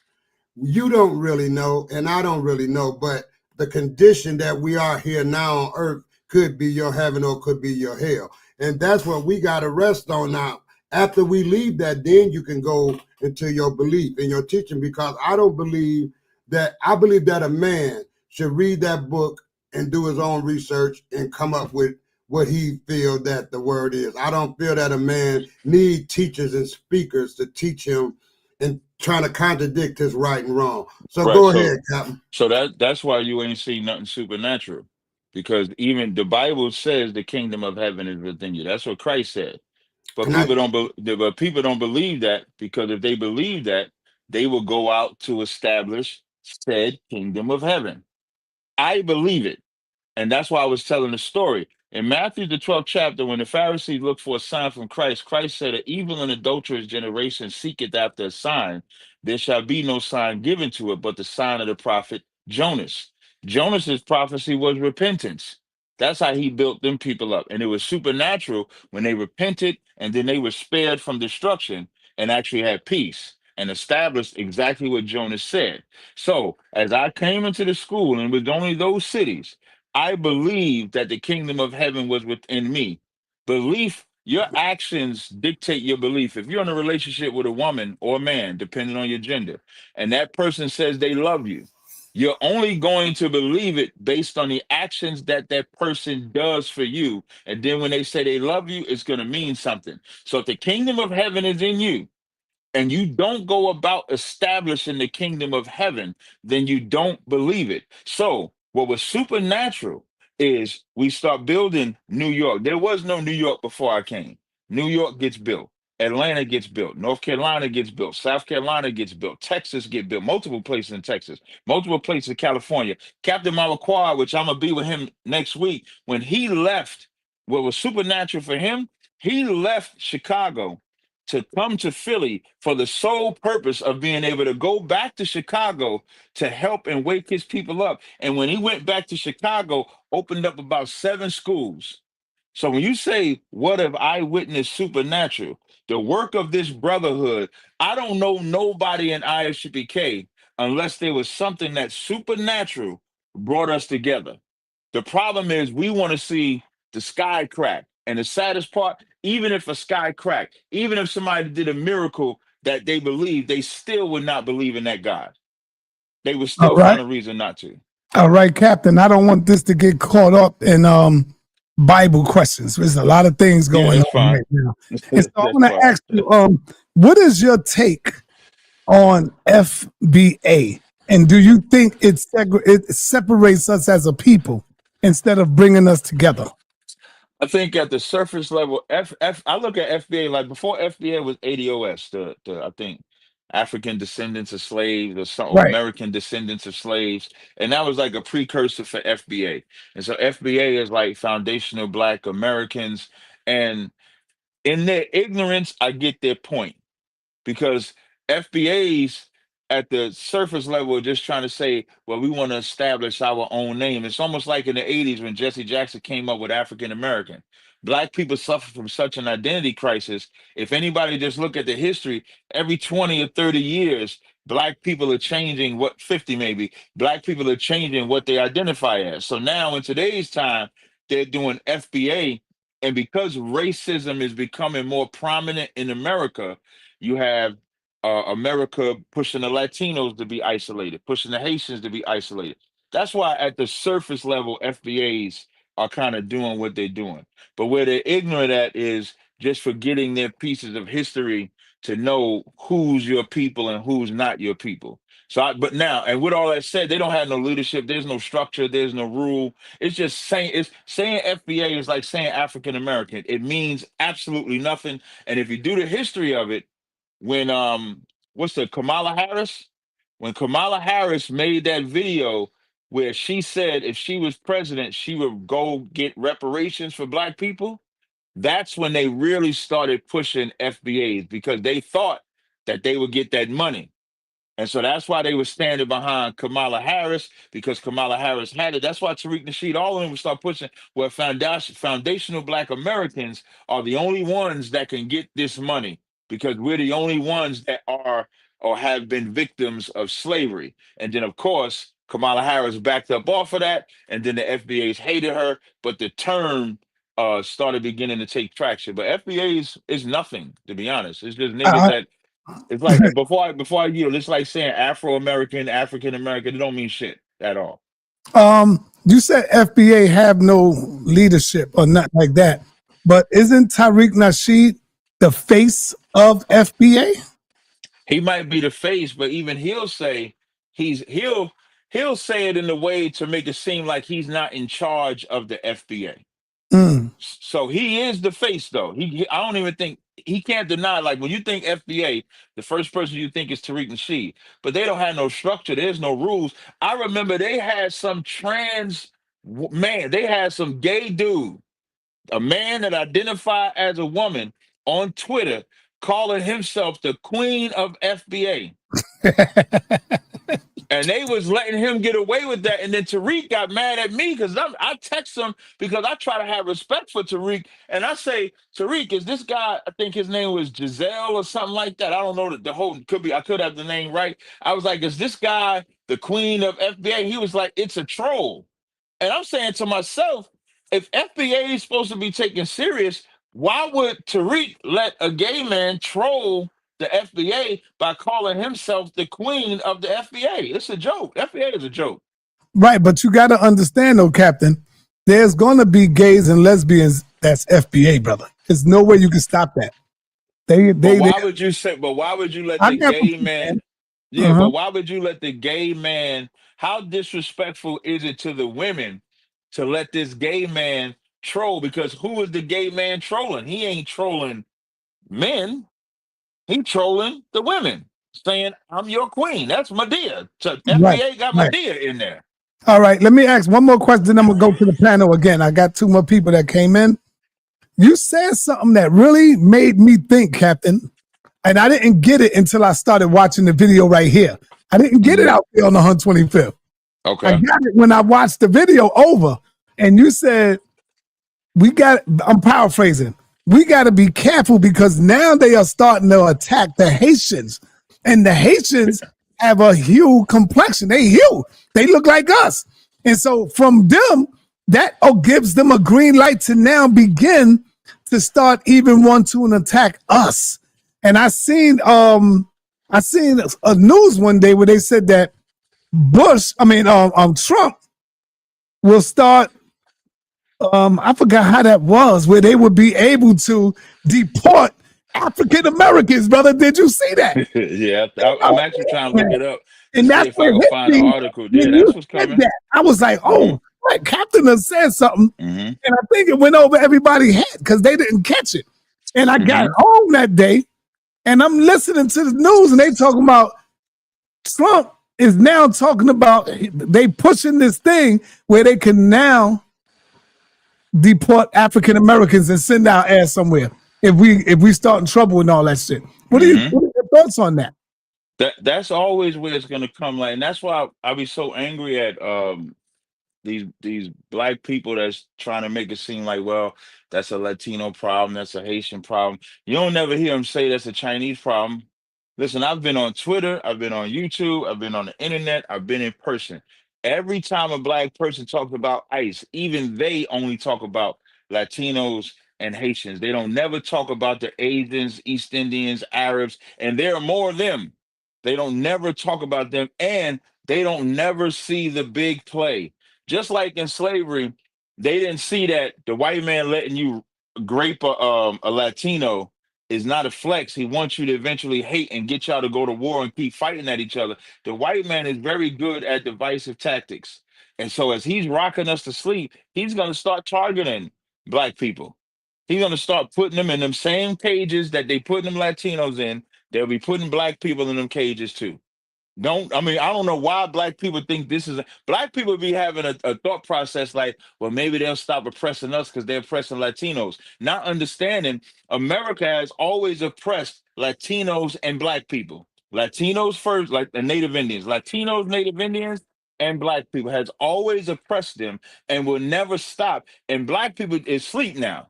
Like y'all the dumbest niggas on the planet to think that y'all gonna be free from the tyranny that's coming from Trump. He coming. That's why. What did Trump do with that black person's side? He told that black person, "Oh, you speak English really good." Yeah. That shit was disrespectful as hell. Yeah.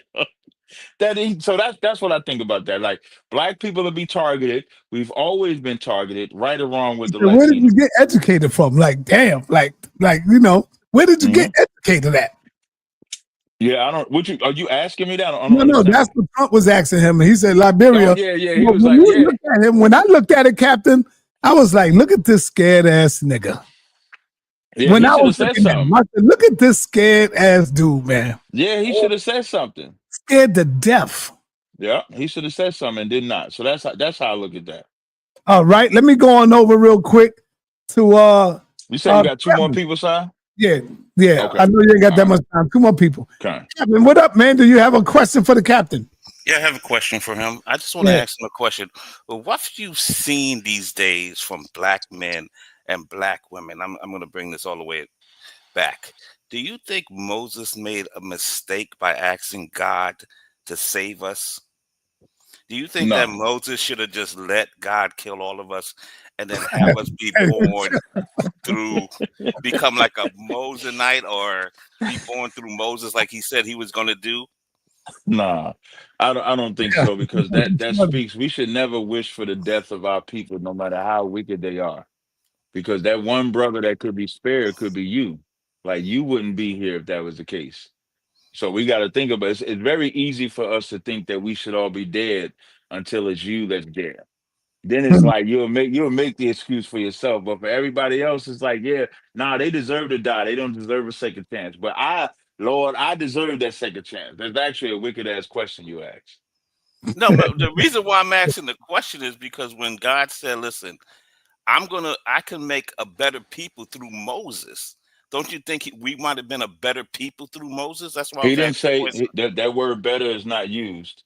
He just said okay, he would. He just and that's why I said it's a wicked ass question, because I think you have a hatred for your own people, and you got to be careful, because the Lord will spit you out first before he spit them out. Because even though Moses spared those people, Moses fought and provoked the Lord to spare those people. When he came down off that mountain, he did unalive people too. He unalived some of them Israelites. That's how the Levites got the priesthood, because they joined to Moses, unalived those wicked Israelites, and cast them out. So maybe God would say, what's his name again? Collins? Maybe God would say, Kevin doesn't have compassion on his people. Let me spew him out. It don't sound that good. Yeah, but Moses made God repent, brother. And how do you make God repent? He made God backtrack off of what he was going to do, because he was going to kill his people, right? Right. And The changing. Remember your promise you said to the people. So Moses came down and barked on God. He was like, woof, You said he barked on God. That's crazy. On him, like, yo, God, the beautiful. Go ahead, brother. No, the beautiful part about that story is most people want to look at it from the angle that you're looking at it, but nobody's looking at it as how hard Moses fought that even one of his people might live. Abraham did the same thing. That's why those men were chosen to do the things that they did, because they had the compassion that's necessary to redeem a people. Abraham did that for Lot. Abraham doing that is why Lot lived and didn't die. Moses doing that is why the children of Israel lived and they didn't die. Every Israelite doesn't have to die because of some wicked Israelite's mistake, which is what Kevin wants. Kevin wants the whole nation of Israel to die because some Israelites was wicked. And that's an unjust judgment. Okay. Kevin, you done? Yeah, I understand. I get it. Okay, let me move on over to the Sister Freedom. Sister Freedom, you in the building. Captain. Sister Freedom coming at you, bro. What's she gonna come at me with? I ain't did nothing. I don't know. Come on, Sister Freedom. I can't hear her. I can't hear you, sister. Can you hear me now? Yes, we got you. Okay, take me off that big screen, Sa. Okay, I just wanted everybody to see who was talking. That's all. It's me. It's me. Okay. All right. Thank you for allowing me to come up on the panel and have the opportunity to speak to Captain Tazaryach. How are you? I'm all right. How you doing, sis? I'm doing just fine. Elder That's good. Sultan, how are you? And sa.neter. And I can't read the other brothers. They might have my glasses on, but let me put them on to the side. All right. Here's the situation. And I do owe you from the last time when you was on there. You got a couple things out. My computer wasn't working. I'll pay you back though, you know. Who, me? Yeah. You remember you had said a couple things and I couldn't get on, so yeah. I'll get with you about that a little later. But I've often wondered in the teaching of the Hebrew Israelites, do you believe in an entity that lives in the sky? Do you believe in Jesus as an actual individual? Do you believe in Moses as an actual individual? Or do you believe in this as teachings in this book? When I say that, as to say, is why I wonder all the time, people don't say in the book, it says God says. No, they make it appear that this entity that is made to appear like a man in the sky is actually talking. So you kind of confused me earlier when you agreed with Sa and you said that heaven is a state of mind, because you know hell is as well. I taught Captain that. I taught him that. I said that years ago. Okay. Well, and he finally get it now. I taught you that, but I'm just saying, it's one of my get backs. Okay. So I'm trying to figure out how and once you've been learning, because you've been learning, I have to say that, Captain Tazaryach, like you have actually been learning. When I first talked to you years ago, I don't even know how many years ago it's been now. You're saying things a lot different now than you've said years ago. So I'm asking, do you believe that God is an entity in the sky, or do you believe in Jesus and all these other people in the Bible? Or do you believe that these are example of stories that are just teaching? He believes in the sky, the entities. But go ahead, Captain. Yeah, I believe that the Most High is an entity that exists in His realm, in His heaven. I believe that Christ is on the right hand of Him in that same heaven. When it comes to Moses, Moses was a flesh and blood man that existed on the earth, that passed away, that has been born back, just like we're all born back, because I believe, we reincarnate, so I to believe speak. that too. I believe that Right. too. So that I don't believe. I'm confused as to why you believe that. I don't, I want you to let him answer though, Freedom. So if I didn't believe that, it would be no point in believing in the Bible at all. Right. The Bible is not a book of the dead. The Bible is not a book of the dead. The Bible is the book of the living. Even Christ said in Matthew, the 22nd chapter, what I just said, he said, God is not the God of the dead, but of the living.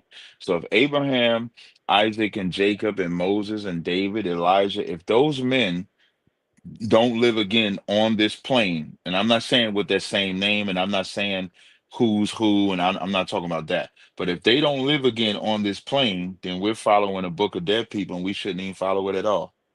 But if those men reincarnate and we all live, and this is a perpetual laws or code of ethic that was written for the children of Israel, then we should follow that. Well, okay, let me say this. You said that dead men, why can't they just be characters in a book? Why did they have to actually live? Why couldn't they just be characters in the book? And these names are imaginary names or names that's made up by the person that's writing the book. So like when I watched Sinners a month or 2 months ago, good movie. That's characters in a book. When I watch Infinity Gauntlet and I'm watching Iron Man and all of them, that's characters in the book. So when I watched that, I didn't leave out the movie theater and said, man, I got to get these stones, man, because if I get these Infinity Stones, I get because the character in the book. When I read that Bible has law, statute, commandments that I'm going to live by. That's not written by a character in a book. It's written by a flesh and blood man that lived, that gave us instructions, gave us knowledge, gave us wisdom on how we should live to this day. So they can never be characters. If that's for anybody that thinks that the Bible is just characters in a book, and you say you believe in it, I would call you a liar. You don't believe in it. But if you think it's just characters in a book and it's just fictitious to you, I mean, you have every right to do so. I mean, don't you think? I'm sorry, and this will be my last question because that kind of is like, all right. You mean to tell me that I couldn't sit down here and write a book of rules? I couldn't write rules, or I couldn't write a situation that's actually happening. If you do this, this is what's going to happen. And if you don't do this, then maybe this will happen. These people actually have to be real in order for you to sit down and write a story, or write. When you're in your home, you can write books. I mean, you can write rules that don't go in my kitchen and touch this. Don't go in my kitchen and touch that. Don't go in the bathroom and do this. And when you go in the bathroom, make sure you flush your toilet, wash your hands. I mean, I'm trying to figure out what's the big deal. But even in the example that you gave, listen, because you talk with a confusing tongue, and you could almost manipulate somebody if they're not really paying attention to you, because they didn't have to live for somebody to write that book. None of those people that are in that book, the characters rather, did not have to live. Not even this, because it's 1,000 zillion gods. I'm gonna give y'all, if I could respond real fast, I'm gonna give y'all an example of a confusing tongue, which this woman clearly has. She calls the Bible characters. And she said, then the example she gave was, couldn't I write a book of rules? And then somebody write about I didn't interrupt you. Thank you. You did, kinda, but it's okay. I did not. I interrupted you at the end when you start going on a tangent, but I didn't interrupt you 30 seconds. Thank you. So she said, couldn't I write rules? And I say, don't do this, put this on the kitchen. Can I write this set of rules for us to go by? You know what she just did? Prove the point of the Bible, because she's a real woman that is using a real example of her writing rules, just like Moses was a real man that wrote rules that was passed down generationally. So later on, let's say 200, 300 years from now, they can't say Sister Freedom is a character. They're going to say, no, Sister Freedom was a real person. She wrote these. She put them on the kitchen table, on the kitchen, on a refrigerator, so that everybody can follow these forever. So even in the example that you gave, it's a real person, not a character. Wait a minute. We call that a body bag. We call that a body. We call that a body bag. I'm calling that. It's still what I'm saying is, okay. Anybody could write a book and write about somebody, a story, all of that. One thing you can do is prove I existed. You can't prove none of them make-believe people existed. That means you would have to believe that Jonah was actually in the big fish's mouth. You would actually have to believe that Jesus came through a woman from a ghost in the sky. You would have to believe all these weird, crazy things in the Bible that you're making an excuse for, which could only be some symbolic stories, okay, to like, I guess, to guide you to do right. I'm sorry if I didn't explain it the correct way, but what I'm saying is anybody could have did that. I was using me as an example to say that anybody can write rules and regulations and this, that, and another. Why does that have to be that these characters actually existed? Because then if that's the case, then we have to believe that God is an entity in the sky that broke his own rules. Thou shalt not kill. And he killed a whole bunch of people. Okay, thou shalt not commit adultery. He got married, pregnant, and had a baby by her, and she was married to Joseph. All right. Let's move forward. It's so many fantasies. sa.neter just said, all right. sa.neter just said, all right. That means your time is up. You said body but that bag, means your time. Your time is up when he said, all right, though. Well, I'm sorry, you mad with me? I'm not. sa.neter said, all right, I'm going to talk. You still talking. You're mad, not me. Right. I just want to talk. If sa.neter say all right, that means we're gonna move forward. We're gonna move forward. I just want to respond. Now, once you body bag somebody, now we move to a different portion, because she said, how do you know that these aren't characters but real persons. And then when she used herself as a real person, and then I showed her she's a real person of the origin, but 300 years from now, she wouldn't be a character. She'd still be a real person. Now it's about believing what they write, which is a different spin to what she said. So now she starts saying, we got to believe Jonah was here. Jonah, God did this and that. That was not her original question. Her original All question right. was, are they, I'm gonna land in a second. Her original Mm-hmm. question was, are they characters or real people? And I I want said, do everybody, you when y'all believe? go, man, I don't know what's wrong with this woman, man. I just want That's you why to. the Bible say, I suffer not a woman to teach, I nor just to want to assert correct you. authority over the man. When me and Sultan talk, at least he put his hand up to say if he could interrupt. He didn't just keep interrupting. You keep interrupting when I talk. I apologize. Like the Bible say, keep silent. The woman should keep silent in the churches. You prove that reason. We can go to the next person. I ain't got to say nothing else. My All point right. is Hey, proved. Captain, how much time you got? How much more time you got? I was gonna go to about 7 just to show you. I'm gonna show you on my camera. I didn't mean to cut my camera off. I'm trying to see if I could switch my camera. Okay, you're going to go about 7. I'm leave because Come on, Freedom, you So good. I gotta pack these Don't let orders Captain right make here. you run, Freedom. You all right? I gotta pack, sa.neter, I gotta pack these orders up. So you see, Okay. I started already. Those are the orders I started. So yeah, so I gotta pack these orders. This is my shelf. It's Damn, you all came a about long it. way, Captain. A long Yeah, way, brother. yo. Look, Hey, these are Captain, I oils just want down to say here. all due Yeah, respect, bro. so All right. appreciate it, man. All right. So I was gonna go till 7. It's like you got a warehouse room now. Yeah, with that's the what oil this is. room, Listen, brother. I'll expand it. Let me see if I'm gonna expand it a God little more. damn. So if I show y'all this, my whole setup right here. So these the oils that I make, and then this the ingredients for Right. all the oils right here. This my printer over here, where I print. This where I make the body butter mixes. This where I mix everything up at. So this like my Yeah, you own got the whole warehouse yeah. down here. Yeah. Yo, So do you do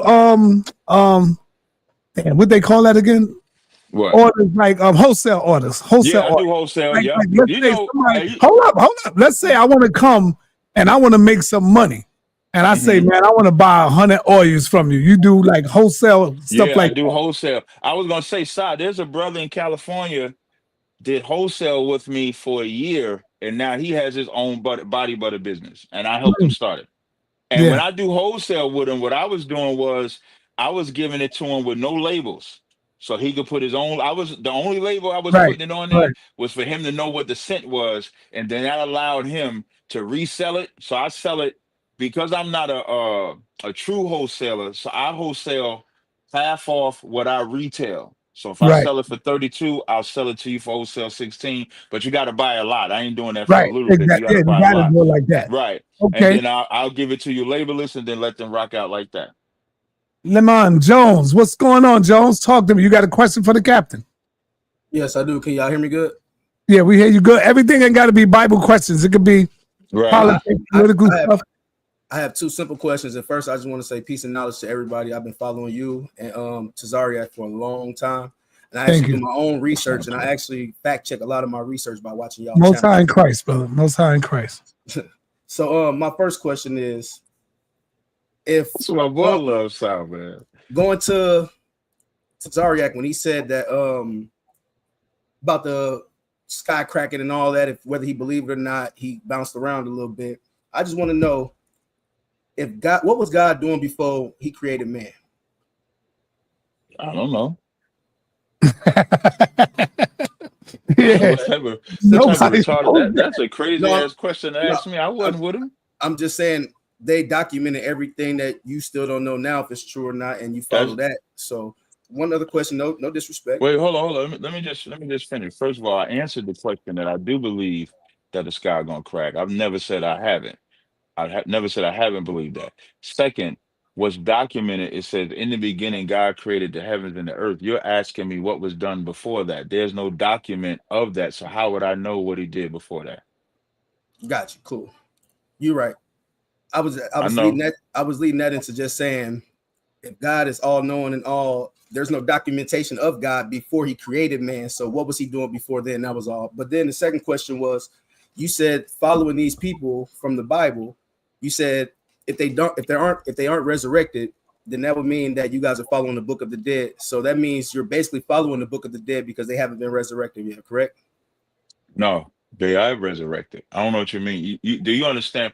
So when we say, I think I might have used reincarnated, not resurrected. If I use resurrected, that might have led to your confusion. I think that's what you said, so I might have been wrong. Excuse me. So we believe, and the Bible believes, when a child is born, that's the reincarnation that we're talking about. So life doesn't end. It's just, everything is a cycle. Even now, we're in the summer. The fall is going to come. The winter is going to come. When the spring, everything regenerates. So that's mankind regenerates too. So every time you see a baby, that's a regenerated spirit attached to a new fleshly body. So when we say Moses and them are alive, we've all regenerated. We've all died, come back, die, come back, die, come back. Okay, that makes sense. And like I say, it's just questions just to get some enlightenment. And then one other thing, I just wanted to touch on what Sister said. I think she was just trying to say anyone could write a book and say, this is what this person told me, the laws and stuff was, but that, or she's saying there, oh, these are the rules we're going to use, but we're going to put it in metaphorical terms like, oh, Paul said this, Paul said that, when really Paul wasn't even a real person. They're just using him as an analogy to correlate with the laws or whatever they want to place out. I think that's what she meant by it. But that was all I wanted to say. That's absolutely stupid. Damn, I missed that because I was on the phone. What was this question, Captain? He said, no, he was making a statement. He said he think what he was saying was that Paul said this, but it wasn't really Paul. They're just using the name Paul to convey a message. No, I asked two questions before that, though, to Tazaryach. I did. I didn't know he missed the two questions. I just thought he missed the last part. Oh, excuse me. And like I said, did you see the beginning on the side? panel with y'all? Did you see the beginning? Just Captain, you ain't gotta discourage a young brother. Just teach him, brother. No, he ain't discouraging me. He ain't discouraging me. I didn't think I was discouraged. Listen, man, I could tell when people talk if they can how they can handle how I'm talking. Right. So when that brother was talking, it don't seem like he gonna be bothered if I say that's absolutely stupid. If he looked a little soft or sensitive, I'd be like, "Well, brother, you might not want to." I would have probably talked. Sorry, I've been watching your stuff. I'm so subscribed that's a to your testament channel. to you, Already brother. know how you come already, bro. But I'm saying that's a testament to you, though. That's more so a testament to you. So Yes, I wouldn't have said that's absolutely stupid unless I could say it to you and you not be bothered by it. And I wouldn't talk about you anyway, so I knew it wouldn't bother you.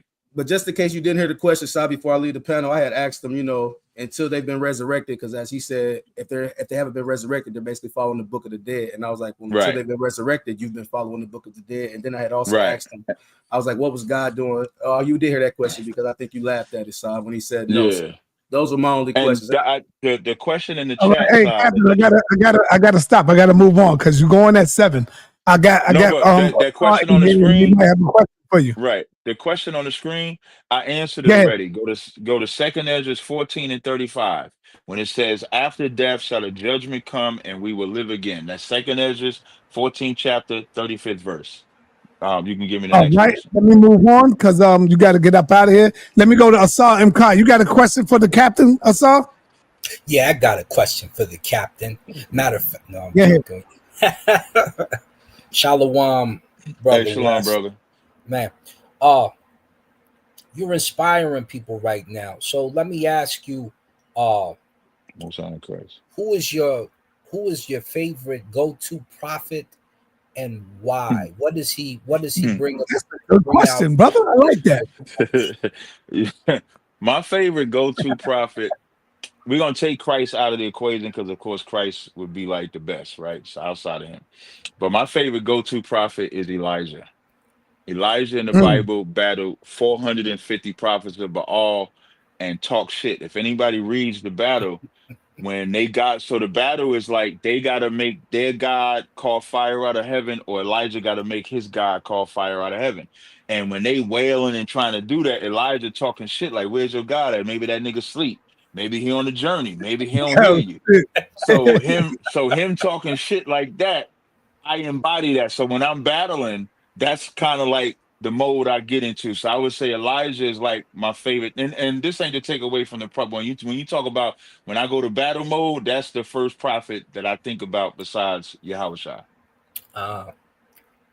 Okay, let me move on to Kim Netter real quick. So he might want to ask a question. Go ahead, brother. You got it. Peace to the panel. Cap, you my boy, man. You number 3 on my list. And this ain't a got you moment and none of that. I'm only asking because I need some clarity. And I feel like you misspoke. And if you misspoke, it killed my second question. And I don't even got to ask it, right? When you was talking about going to heaven and you lose your spirit, exit your body and to go to heaven, you said your spirit go to sleep basically until you get recalled again for another body. Like, if that's the case, like, would you not need slaves or not slaves? Let's see, because y'all said people gonna be there helping y'all and everything in the kingdom. If everybody's soul is asleep, don't that kind of defeat that, or did you misspeak? No, I didn't misspeak, but you talk about two different things. When we having slaves, we're gonna be alive. Like, we're not gonna be like that's gonna take place on earth. We're not, Okay. yeah, so we're not dying and then going to another place and the slaves coming with us, because then, like you said, it would be a gotcha moment. What I'm Okay, talking because no, about it, see, maybe I was confused there real quick because I'm thinking you saying that after he come back and he save everybody, all y'all go to heaven, and then that's where no. all the rest of that take place at. But Oh, if okay. y'all No, having no, that no. on When earth, he then I come back, totally understand. yeah. When he comes back, we Yeah. gonna rule earth and we gonna enslave white Okay, then people that's all. I after. just needed some clarity. That's Oh, all. no All sweat, right, brother. all right, I hope Captain. The I last hope question Gorilla is for wasn't the me. number 2 or 1. So, All right, the last question is for me, Captain. no sweat. When you look at Satan, now Mm-hmm. we know Satan can't do anything on his own without the permission from Yahweh. Am I correct?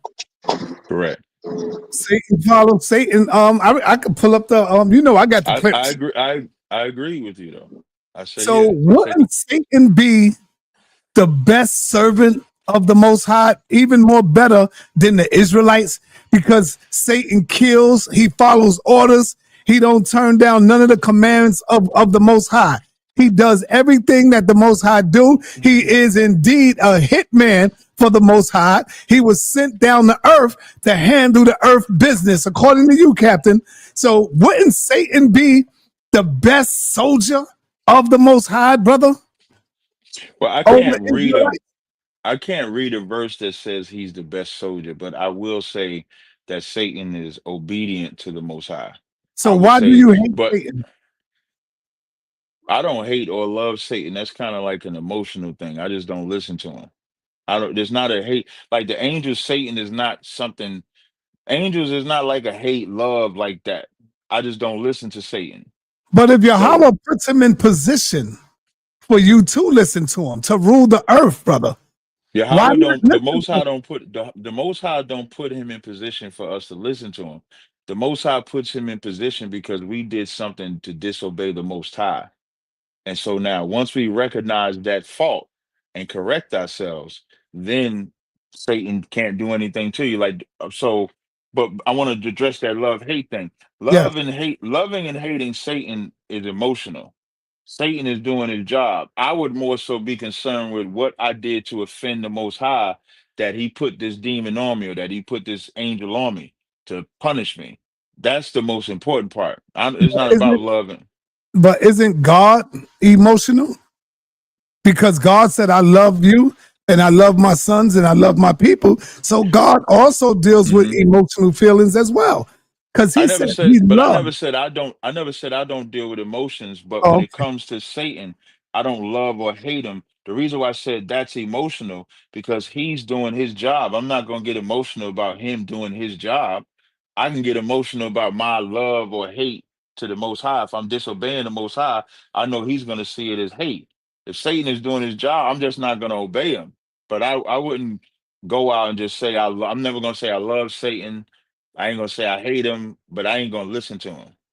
well, Captain, if I tell you that I love Before Satan, you go, I one more love thing. Satan Even because he followed the Most High to the T. What you gonna say about that would be wicked as hell because Satan's job is all about our disobedience. Like in the Bible, it says there'll be spirits created for vengeance.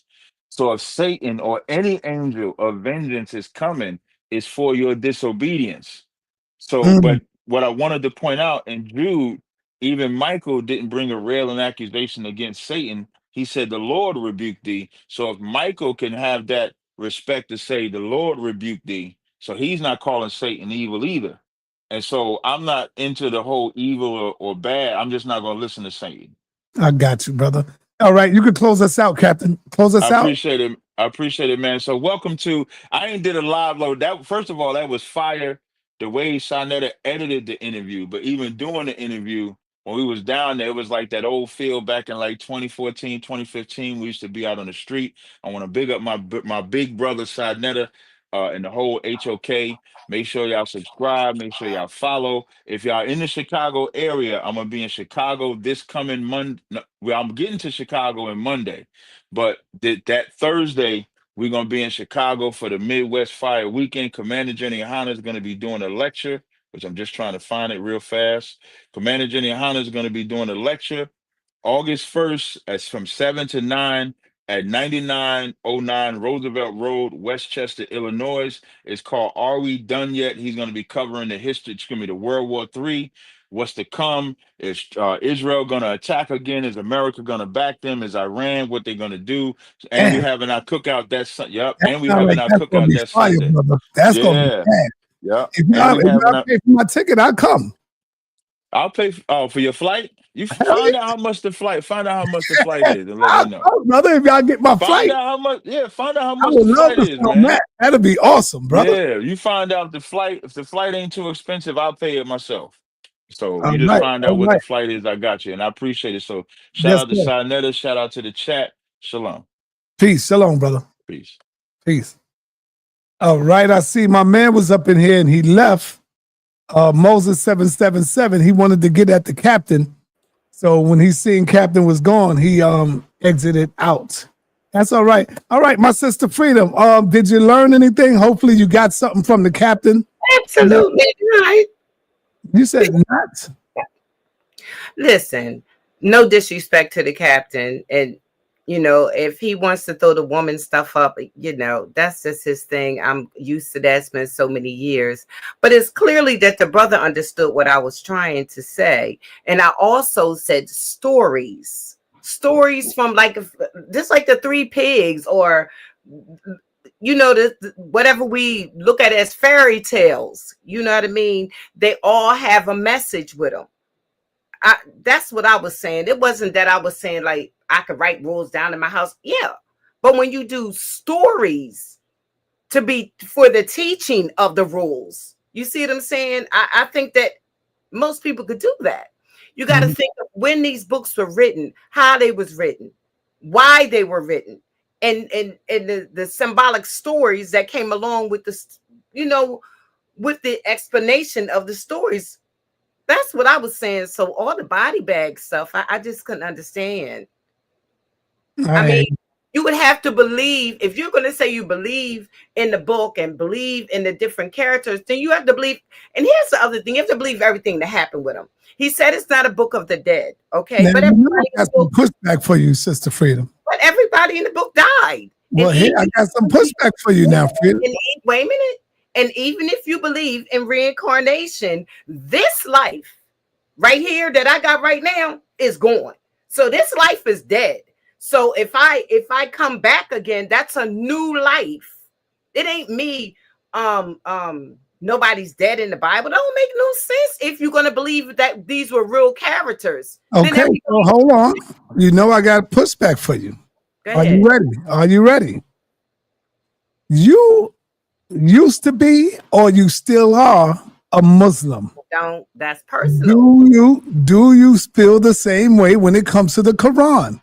When we talk about hold on.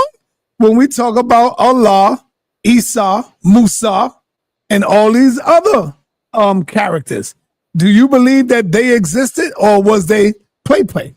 Here's the thing with me, and this has always been a problem. That's why I had a problem with actually, I would say that I'm Muslim because I submit to the will of humanity in a sense. Because I might not see a law the same way you do.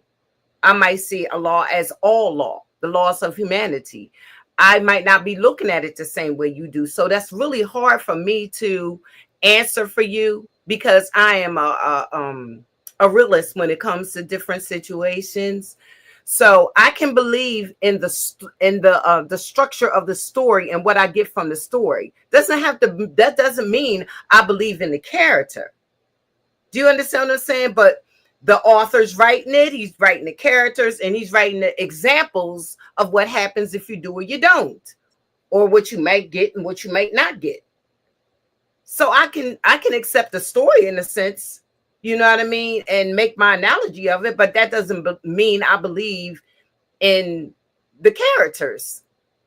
I believe in the message you get from the 3 pigs, but I don't believe there was no daggone 3 pigs running from no darn wolf inside the house. Well, there was 3 pigs running. There was 3 pigs.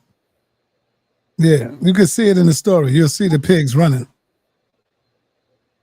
Okay. And the 3 blind mice.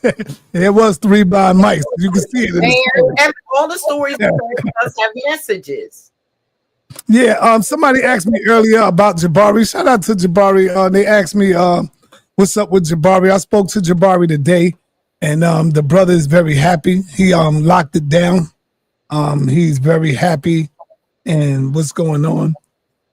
He admitted that he forgot to remind me, because he told me about the wedding, I would say 3 months ago. And when he told me, I said, Jabari, you know you're going to have to remind me, brother. And he forgot. He said that he had a table and everything, and my table was empty.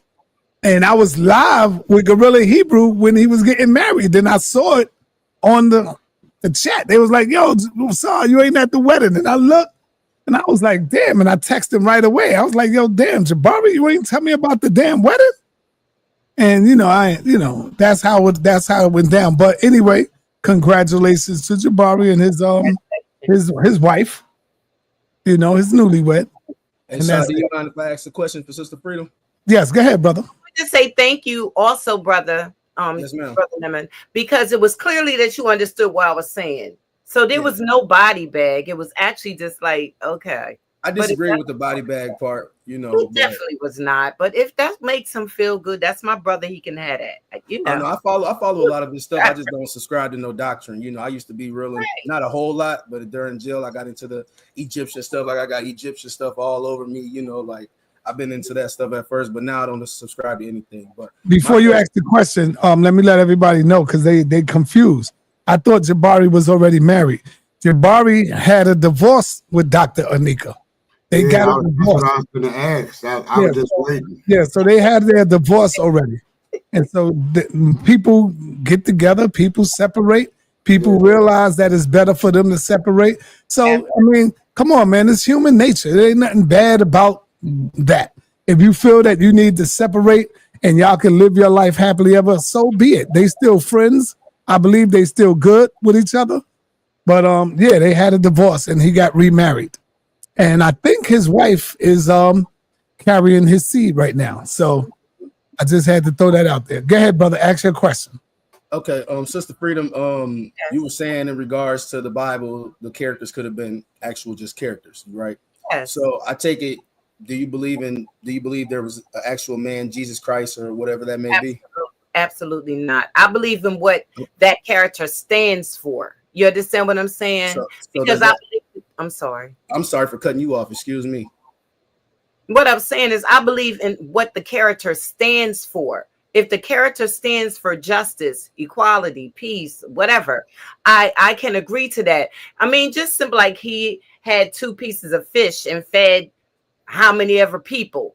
Now, to me, that's just a symbolic saying. You know what I'm saying? Like fish can represent information. And you just was talking to a certain amount of people that turned into a whole bunch of people listening to you. I was just using it as a little small example. Okay, so couldn't they just say information instead of fish? And I only say that in regards to because I've seen you on the panel before, and I understand, you follow the Muslim faith, but in the Quran, doesn't it say that Allah built Jesus up himself? So if you don't believe that was a true character, but you follow your doctrine in that way, how would that correlate? Well, like I said, I've always been, I'm going to say maybe I'm a different type of Muslim.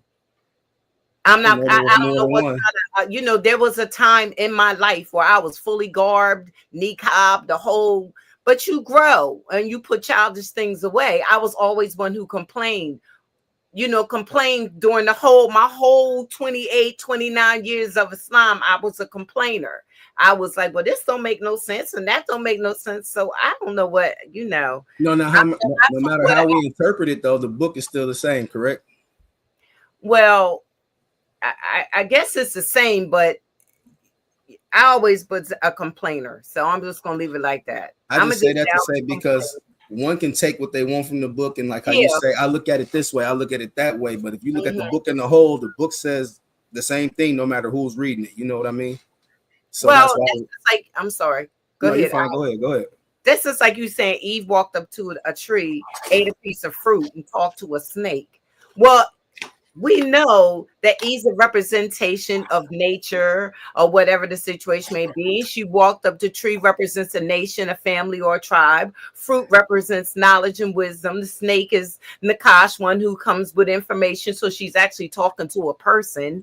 You know what I mean? That's just like, I'm going to always be that type of person to break down stuff. So even through Islam, that's what I did. If it didn't make no sense to me, I'm the same way. I don't subscribe to either doctrine. You know, it's just trying to understand because like that's the interpretation that people have come up with. The book says that this happened. Just because we haven't saw it, we try to put it in a way that we can understand it. Oh, it meant this, it meant that. That's not what the book says. And that's what Sa says a lot to a lot of people. Stop changing the book to make it fit what we believe. And the book says this. And then that's when you start to realize that didn't happen. But then you believe in it. So now you got to make it right. Oh, the fruit means knowledge. It means not, even if we do believe that, that's not what the book says. You get what I mean? I get exactly what you mean. But in Galatians 4:24, it says these things are of allegory. Yes, so it's telling you that you have to decipher, because if not, you believe that Jonah was in the mouth of a big fish, which so does that sound like God or Allah or however you want to look at it is a God of confusion? Like, doesn't it sound like that? Like even with Satan, the age of a confusion. Even with Satan, how Sa said that he's God's biggest, he's his biggest follower or whatnot. Like he worships him, he can't disobey him, so he's God's biggest. It's almost like God is playing games with people. Hey, I'm gonna sit you out here and let you, I'm gonna seek you on them just to see what they do, but you already know what we're gonna do before we do it.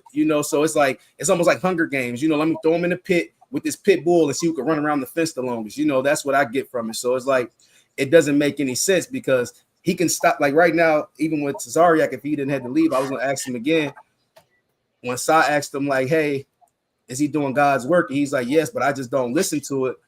It's like almost, I don't know how to explain it because you're going against. I could have pushed him on that, but I'd be lightening up on the God's number one angel in the sort because he has all these angels up there with him. But he has I an see angel you that be does lightening me up too, One son. who comes with information is the messenger. I see you be lightening me up too. On yeah. I be taking it easy on the captain.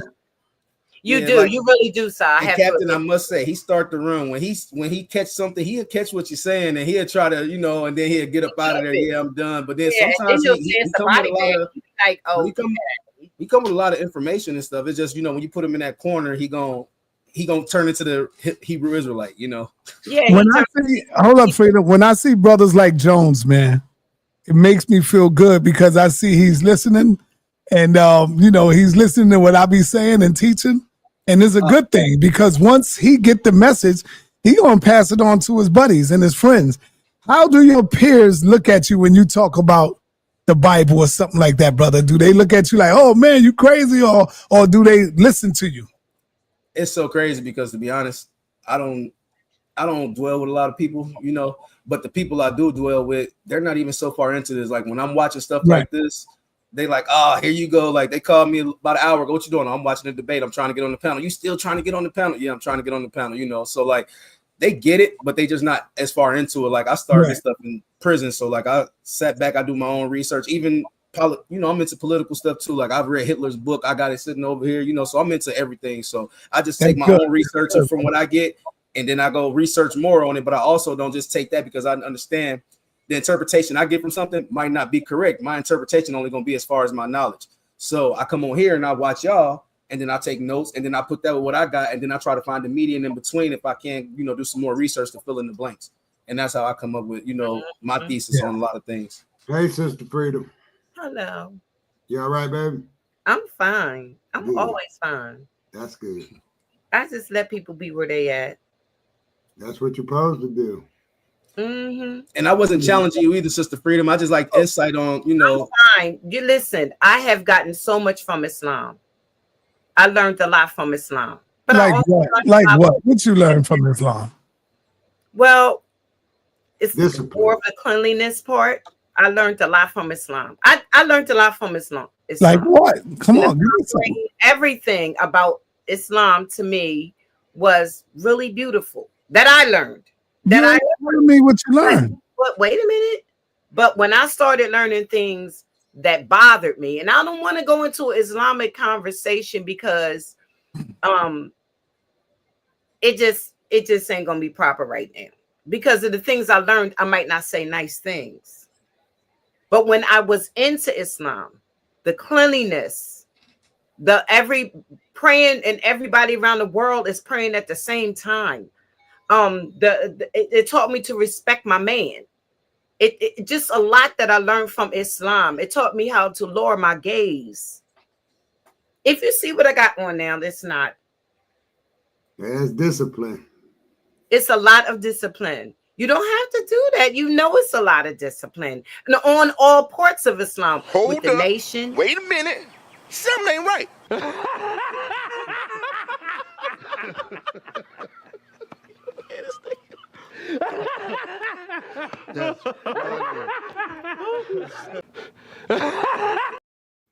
You know I'm only joking, Freedom. Are things that I learned from Islam until you said.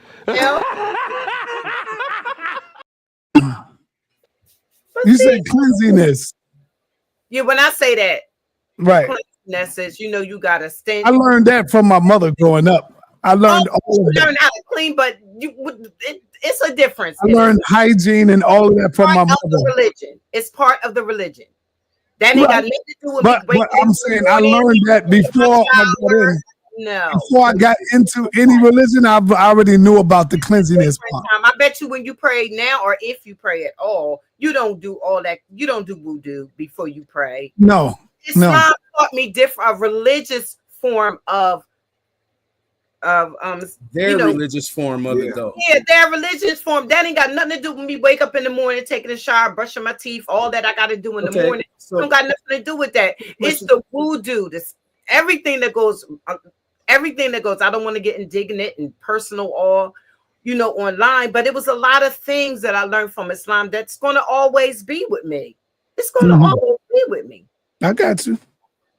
You know what I mean? Personal things that the nation doesn't even do it. I went to the nation meetings and I was like, where's your stinger bottle? And she's like, what? Where's your stinger bottle in the bathroom? It's two different types of ways of life. So I learned knowledge of self in the nation. And in the Salafi, the Sunnah, I learned to blame my faults on this entity, God entity, the devil, instead of me taking responsibility for my own actions. It's two different types of religion, though. My opinion, religion is programming based on your demographic. Like, you could have learned all that being in China, being a Buddhist. Just to say, or a monk. Or you didn't need a book at all to do right from wrong. Your consciousness was going to tell you not to. I'm saying even what you say you do before your prayer, like your voodoo or whatever. Like, excuse me, not to disrespect, I couldn't pronounce it. But if that taught you that there, just because that's where you learned it, doesn't mean that's the only place you could have learned it. I agree. So you can still take the religion out of what you're saying, and everything is still there. You get what I mean? You just found out about it there. What you're saying, but you just found out about it through. But I was asking me strictly about Islam, so I had to take up for what I learned in Islam. You get what I'm saying? We're not. Yes, there's a lot I've learned in Buddhism, and it's just a lot of things in Islam that I learned. I deal with realismism, Sister Freedom. Brother Lot said purification, sis.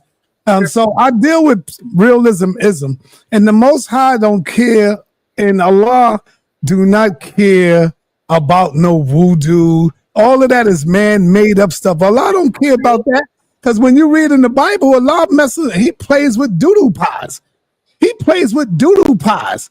He say, cook your food with the dung, with doo-doo. So it doesn't, and I'm not making fun. No, that's symbolic. Just say it. Hold on. Let me say it because it might make people think, oh, sa.neter just be joking. It says it in the book. I can back it up and show it. He said that he will be throwing doodle pies. You will be having doodle pies in your face.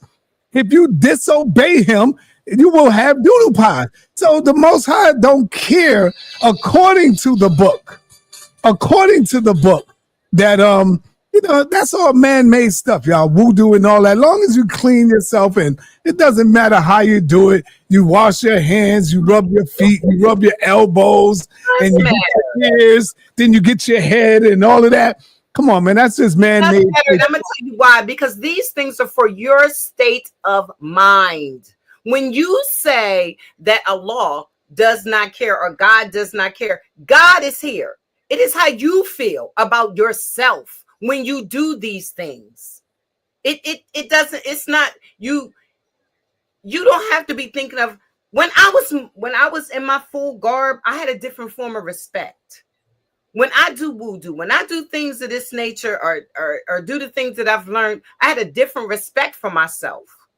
It's all within you and how you feel. Is that same respect not for yourself anymore, even without your guard? No, it's still there. It's still there because you get the point. It's there, and I understand what you're saying, but I'm saying what it was for. It was for my state of mind.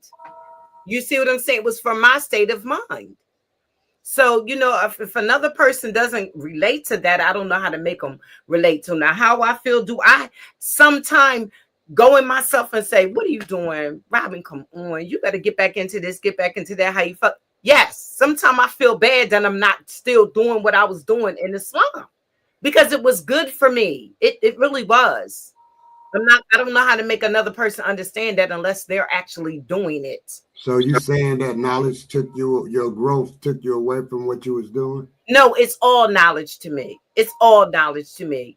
It's just do I miss it? It could be a missing thing. It's all in my mind. It's in your what made you walk away from it? So I was gonna say, if it was so good to you, what made you deviate from it? That I learned, and you have to be a Muslim, you have to accept in a sense all. And it was things that I just was not going to accept. Oh, okay, that's what I meant. It was things that I wasn't going to accept. I wasn't agreeing with. Right. You know what I'm saying? Yeah, so instead of me putting down, talking about the prophets right. For me going through all of that, you moved on. I just said, let me do this because the sisters was arguing with me, the brothers was arguing, and I was coming the way I was coming. Right. And I was straight up J-Lo Muslim. I believe it. I'm coming. They even had a problem with that. I even got one more question, sister, and I'm done. How can we talk about the things with the Christians and stuff though when we tell them, like your Bible says this, and they be like, well, that part this, and then it's like almost like how you say you were a Muslim and you follow this and that, but there's certain things you wasn't gonna accept. But if we catch a Christian or somebody else say, nah, I'm only doing this and I don't accept that, we'll tell them they're not a real Christian or a real Hebrew or anything like that. You get what I mean? I didn't have a problem with somebody saying that to me because people have said to me, are you sure you Muslim? You know what I mean? Because I questioned so much and it was just, I don't know. I went through my different stages. I'll just say it like that. But I do understand what you're saying about the Christians. Because we ride them hard. Because I do too. Yeah, like, let's be honest. They're only Christian if they believe in the make believe. You understand me? If they believe that they're Christian when they believe that Jonah was actually in the big fish, they are Christian. But if you get them out of the state of mind of that, and you get them to believe, well, why couldn't that just be a story, an example of you just got yourself in trouble because you didn't do what you was told to do, and you got yourself either locked up or whatever, and it's just an example of your behind being in jail or you on punishment or what I'm saying. I'm sorry. But to the Christian is not. That's okay. The Christian, they take it literal. Most of them do. Some of them try to deviate from it and say, "Oh no, it's not this and that." When they get wrapped up, now they want to make it like it's an allegory or whatnot. But most of them think it's literal. So they think it's literal. We can't say, because we don't know. Granted, we don't believe it, but no one really knows, and that's where my question came from with Tazaryach, because of course, like nobody knows what God was doing before man, but God never. If God is in the sky, as he said, that's why I was saying crack the sky. what were you doing all this time until you created man to when it started getting documented? You get what I mean? Like, if you've been here all this time, what were you doing all this time? What were you doing when the dinosaurs were here? What were you doing? Like, that's what I want to know. Jones, you could have, if you would have pushed back on Captain, you had him where you wanted him. I know I didn't want to disrespect him, and it's my first time on the panel. No, but when you talked about how God said make man again like Moses or something like that.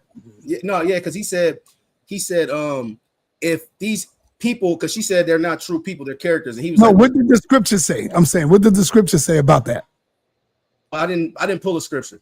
I was telling him because he was like, he said no, because if we're following that and they don't resurrect, then that means we're following a book of dead people. He was like, so they have to be resurrected because these were real people. And I said, well, until they're resurrected, you're following the book of dead people. And what if they never resurrect? And he was like, well, no, when they die, you come back in a new body. So you know it's a cycle. And if that's the case, how do you go to heaven if it's a continuous cycle? That was gonna be my next question. That's why I kept doing this. So I didn't want to interrupt. And I didn't get it, but I feel like he ran from it a little bit. Right. It's funny that we have to listen, and because I don't know, you have a way of hyping things up for people and making them more than what it actually is. So I can get that content. I'm not trying to be smart enough, and I had somebody in the chat say, "Oh, she's lost. She's confused because they said because God didn't break any of the commandments. Jesus wrote the commandments, and that." Are you serious? That this person, I don't even want to say her name because I don't have nothing against the girl. It is what it is. You know what I'm saying? Yeah. Like, huh? Jones, in the scriptures it says, Genesis 6:6, it says that, and the Lord repented that he had made man on earth. So the Most High repented, and it grieved him to his heart. What does that tell you? The Lord repented that he made man. First thing it tells me is that the Most High, when they say the Most High don't make mistakes, that means he's not all knowing. I'm sorry, I was muted. No, hold on. When they say that the Most High never made a mistake, that's the first one right there. That's the first goddamn mistake in the Bible, Genesis. Thanks. He regretted that he made man on earth. Yes. And it grieved him so bad that it grieved him to his heart. Like, come on, man. That's the first mistake that God admitted he made. But a lot of people is going to cover for him, and they're going to say, no, that ain't a mistake, because they don't deal with realismism. See, when you're dealing with the realismism, you see the truth, and you don't try to make excuses for it. But Si, you don't believe that you have to make excuses for some of the weirdness that's in the Bible, because if we had to believe that was actually a God like what these Hebrew Israelites and Christians are, this God is ruthless. This God don't make no sense. You know what the second one that God admitted that he made a mistake? When Moses came back from the mountain, and Moses told God, repent from your wicked and evil ways. That you want to kill your people. And God was getting ready to kill the people that Moses sacrificed his life to freedom. And Moses told God to repent. And God said, and I repented of the evil which I saw. Moses didn't even make it to heaven. Let me say something to you. No, Moses did not make it. Moses did for God? Right. Moses didn't make it to heaven because he struck a rock. He did something that God told him not to do, and Moses took it upon himself to do it anyway. But like you said, his sister, if I'm not mistaken, something that had to do with his sister or something like that. But whatever. Look at how much stuff Moses did for God, and he right. Hey, let me say this to y'all, because and you really seem to don't catch this point of it, because you know your book to your understanding. But here's the thing, and you always leave this out. When you say God is evil and God is this and that, and I'm not putting up nothing on you that's not nothing that you said. Listen, what God did was gave man a choice. So it's not God doing that. He gave us human ability, and he gave man a choice. So the choices that the man made, you can't put that to God. So let me ask you, let me say this, Suntan. If I say to you, Suntan, here's a choice that I'm going to give you. If you walk out of this door, you're going to walk into a burning furnace. But if you walk out of this door, you're going to walk right into a guillotine where your head gets chopped off. How is that a choice, brother? That's an evil, hold up, let me finish. That is an evil choice that God gives human, right? He said, I'm going to give you a choice. If you go inside of that woman, impregnate her. But if you pull out, then I'm going to kill you. You see what I'm saying? So what choices do you really have? And then God sets it up because God knows that you're going to fail. So God knew that he was going to pull out, and God killed him when he did it. Well, let me just give you just my interpretation. You get a choice of life. Like, Si, you have lived your life. You made your choices. Sometimes you went to places that you didn't want to go. I said that too, Mac Tip. If you got a whole book of rules and regulations that God gives, how could that be a choice? Hold on. My brother Suntan is straddling the fence a little bit. He ain't all the way over yet. And I understand. He's been doing this for a long time. So, I love you, brother. Go ahead, Suntan. This is to Mac Tip, and this is to my brother Si. There's no straddling in the fence. It's just what I believe. Right. And once my spirituality is mine. Right. You feel the belief. That's what I'm talking about. Straddling. Mac Tip can't say I'm caught up. Si, you can't say I'm caught up because this is what I believe. And there's only right and wrong. Because you say believe. You use the word believe. Belief is the absence of knowledge. Belief is the absence of knowing. See?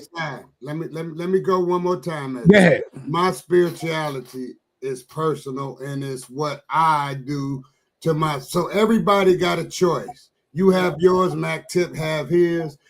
Caught up in what? There's nothing to be caught up in. My true victory, my true journey is just to be a good person and to be righteous and to be right and don't misuse nobody misuse me. That's my true purpose. So if I'm caught up for that, then let me be caught up. I'm not stringing to nobody's narrative, just the narrative, what I learned and what I have researched and what I have done further did to, because I'm not going to let them tell me when I read something from whether it was Quran, Bible, anything, or you don't understand it. So what makes you understand it and I don't?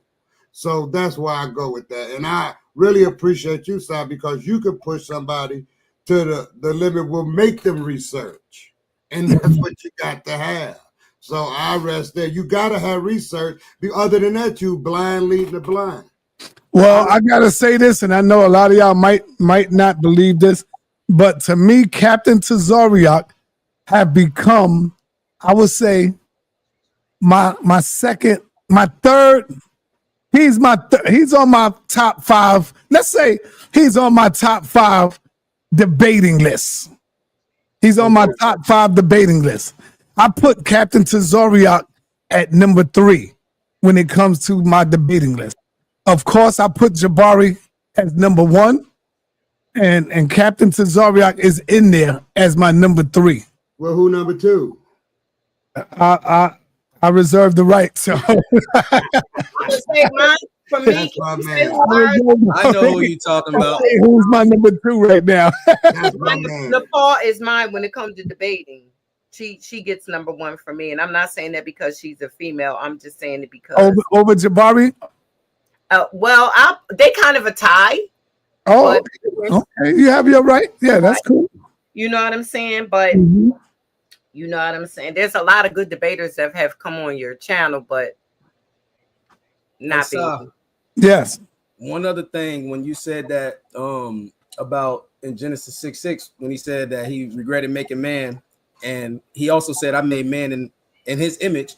So if man is flawed enough to where you regret it, but we're in his image. And then also in Genesis 26, he say made in our image, but he doesn't want us worshiping any other gods as if there is any other God. What you get from that? The our part is the Elohim. He was talking to other powerful gods that was up in there. And so that's when they said, let us make man in our image. He's speaking to the Elohim. Okay. Can I answer that too? Go ahead. And I look at that. It says, "Let us make man in our own image." If me and you have a baby, are we making it in our image? Yes. Yes. Okay. Well, that's all. When y'all keep saying this, woman is God. Said, it's us saying, let's multiply on this, on the earth. If we didn't have the book, would we believe in God? Would we believe in this entity we call God? If we no, we would not even believe in that. We would be going by our own state of mind. That's what I'm saying. God and the devil is a state of mind. It is you doing these things, and it's just written out like in analogies and stories and all that in this book. So why do we follow any book? I feel the same as you. I feel like it's within. I believe in energies and stuff. But why do we follow any book? When it says Elohim more than one, because it is, we are more than one. It's a man and a woman. It's more than one.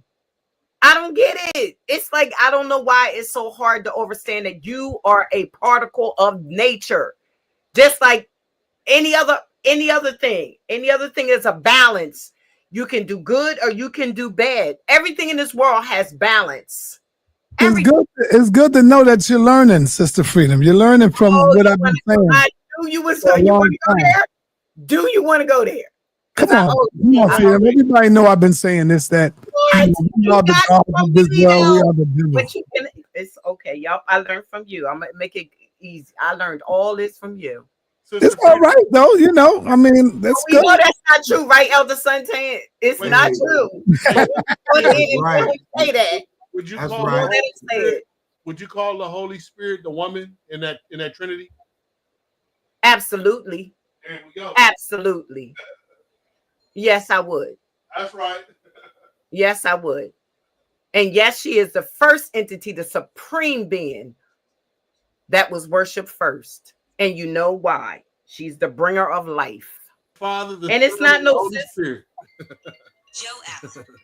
And you know why I'm saying that? Because the babies come out her hole and it breathes. So she's the Holy Spirit. The first breath that's taken when it comes out of her womb, not being nasty or disrespectful. I don't know. I don't remember, but I think I got my brother Gorilla Hebrew to agree when I asked him. Did I ask him that, y'all? Because y'all know I told y'all this what this lupus stuff do. It messes with your mind, and And so I think I did ask Gorilla Hebrew about God and the devil and good and evil.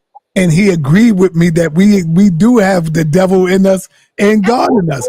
And he did agree with me that God do condone lies. See what I'm saying? So yeah, I know Apostle probably ain't see that. And if he did, I know he's like, oh my God, why did you let sa.neter get you? It's not about me getting you. It's about you facing up and being real, getting real with the scriptures, because I'm showing it to you. Absolutely. Why would God need us to prove that we love him? Right. I mean, only man would already know that. He would know that already. Only man needs these things that the book is asking for. This entity that we call God would not need that.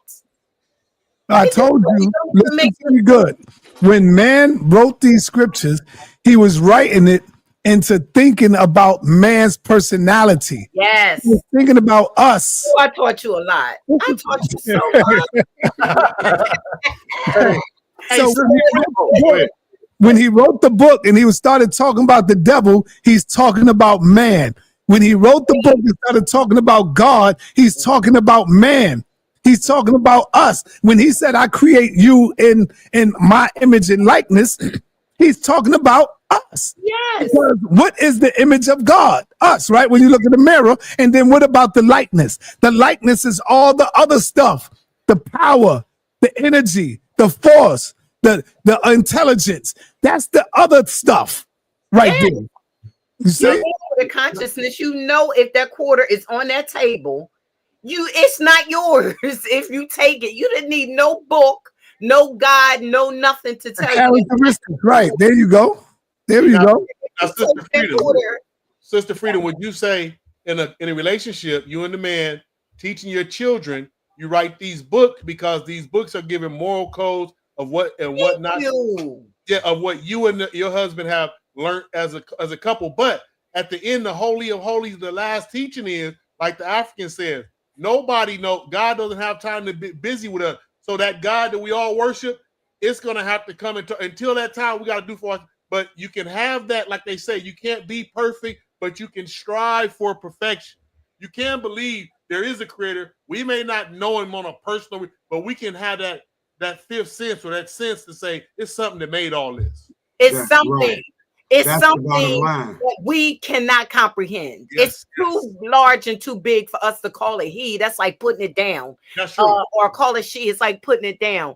We can go only as far as our minds will allow us to go. Well, Sister, I don't understand why people get mad when somebody corrects their ignorance. Because they want to be smart. See, you know, why wouldn't we call it it? Yes. It, the supreme it. That's what I said. Noun, and it is a noun as well, because a noun describes a person, place, thing, or idea. Yes. We forgot idea. It's Yeah, it. We have no idea. And I agree with, now one thing I will say I agree with Captain Tazaryach, and I'm sorry if I made him upset with me, is the reincarnation. The redo. I think everything in life comes back again. Now that's personally my belief. I'm saying belief because I'm not sure. I don't know. But I'm almost when you get older, you'll start feeling it. You'll start feeling it as you get older. And the fear of leaving, it kind of goes away. You have it, but it kind of goes away because you know when you go to sleep, you're just gonna wake back up again. And we're not the only ones that believe that. Chinese people, the Chinese way of life, they believe in it too. There are other, like Lemon said, am I pronouncing your name correctly, Mr. Jones? Lamont. Okay. There are other ways of life that believe in similar to what we believe. And I am one that believes in reincarnation. I do. And I wouldn't have been so much, but my sister, Zodiacus, is my sister. And a lot of y'all in the audience knew her. She was my sister, actual sister. I seen her at Walmart. We have the same father. Seen her at Walmart. And she said to me, she said, sis, I'm going to leave. I said, well, where you going, girl? And she real deep. She said, I'm ready to leave. I said, well, where you going? She said, girl, I'm getting ready to pass away. And I'm telling you right now. I said, what? Because when she was talking to me, I was like, huh? She was like, I done been here so many times. I do not want to come back again. But I know I didn't achieve everything that I achieved. So I know I'm going to have to probably come back again. But I done been back this. I done been back this. I done been back that. Like she said, she's been a man before. She's been, these different lives that she had. But because she knew she was getting ready to pass on, you know what I'm saying? It's like she knew she had been here before. And it kind of... Oh, I'm sorry. I thought you were finished. Excuse me. I'm sorry. No. I believe that. I believe that. I believe that we just come back. This life is gone. You don't remember, because that's a blessing that you don't remember. You don't want to remember that you might have been in a fire or blew up in a car, or what I'm saying. I got a question for you. How did she remember that she'd been a man before and all those other things? Yeah. I got a question that's for how you. She felt she was getting ready to leave. Oh, and shout out to Malcolm J. Warner. Y'all know he passed away today. Right. He was on vacation and he drowned from the Cosbys. Right. But, I read that. Shout out to him. Hold on. Damn, I didn't know that. He drowned. What you mean? Yes. Costa Rica. He passed away today. This morning he passed away, drowned in Costa Rica. 54 years old. So he was swimming or something? Yeah. Yeah. On vacation. Family vacation. With his family. He passed away. Damn, man. Sorry to hear that, man. Right. I ain't even hear that news. Sister Freedom, I got a question for you. Yes, Elder. Have you ever had deja vu? Yes. All right. And let me tell you, now that I'm getting older, I wake up sometime in the middle of the night looking for things that and then when I'll be like, huh? Like I'm looking for something that's not there. So I'm saying, as you get older, different things happen in your life. People may not, I guess you got to get older to see. I don't know if size went through some things, but I believe in reincarnation. I do. Hey, let me ask Rakufu. You there, Rakufu? You said something earlier to Sister Freedom as far as perfection. What was that again? You said? Oh, I was saying we strive. We're not perfect beings, none of us, but we strive for perfection, knowing that we're not perfect. A lot of us don't even feel no one will get to that goal, but it's the energy, the positive energy going towards it that makes the world a better place. Well, I feel what you're saying, but when you really think about it, you got to understand perfection is death. When you get to that level of perfection, then everything stops moving. There's nothing else to learn. There's nothing else to do. So perfection is death. So when you reach to that level, that's death right there, brother. Transcend. Yes. Yes. I get you. Yes, sir. Quick Well, question. like I was saying, wait a minute, demand. I like that. But to me, the sleep that you have until you reawaken is a blessing, because you don't want to remember something. I don't know if I said it, if I'm repeating myself or not, but you don't want to remember if you had a bad death, or some people die with their children. Kobe Bryant, you think when he comes back and resurrects, he don't want to remember that. So it could be a blessing. But I do believe that we reincarnate. Everything does in nature, it seems like. But and you just touched right there at the end on what my question is, and it's for anybody who believes in any deity or anything, even in chat. If y'all got an answer, put it in there. If he is God of all beings, he created everything, right?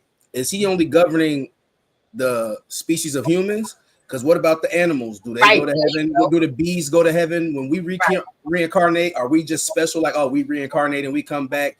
Like, do the animals and the insects go to heaven? Like, he's God of everything. So is it just that law only pertains to us when it comes to reincarnation, or how does that work? Granted, no one knows the full, but what's the belief on that? Well, I always say that too. What makes you think? What about just like what you said? You just another form of nature, like insects, like birds, like, you know what I'm saying? Like, have you ever swatted a fly in your house? Yes, I have. So you killed. Yes. So you're not a Christian, but that's what I was saying as far as like, because it was like a two-part question. Because if some people say, oh yeah, everything does, and he's this and that, and everything reincarnates, and you're following this law and that law out the book, and then it says thou shalt not kill. But if we're all nature and we're all in one, it doesn't just classify and stick to this species of a human. That would go for everything if that's the case. You get what I mean? So it's kind of contradictory how people live, because I'm sure even Tazaryach, I'm pretty sure he's killed a bug or insect before. But if we're all one and we're all nature and we're all part of that supreme being, is God contradictory? Is God contradictory? Didn't he say thou shalt not kill? And did he kill the whole people? Exactly. Thou shalt not lie. Thou shalt have no other God before me. But the devil has just as much power as God. God says, do not commit adultery. He had a baby by Mary. It's just all the whole thing. It sounds like a boss at work when he tell you can't call off, and then he call off.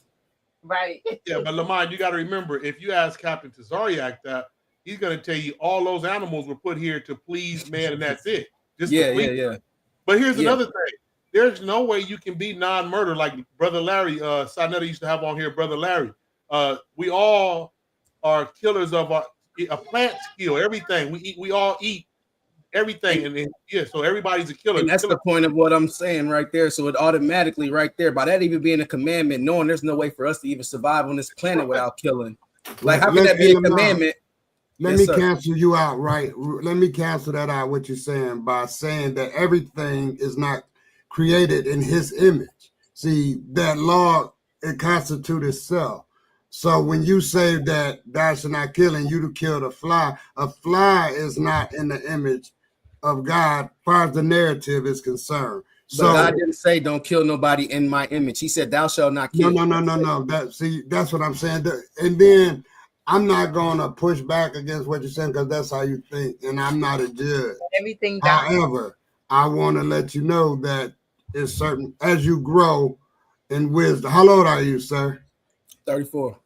All right. Well, just keep living and you'll keep learning and keep sticking to your, searching. All right. That's all I can tell you. I can take that. I respect that. Thank you. That's what's happening, man. And and it's good that you asked, because the reason why so many people don't have, they have not asked.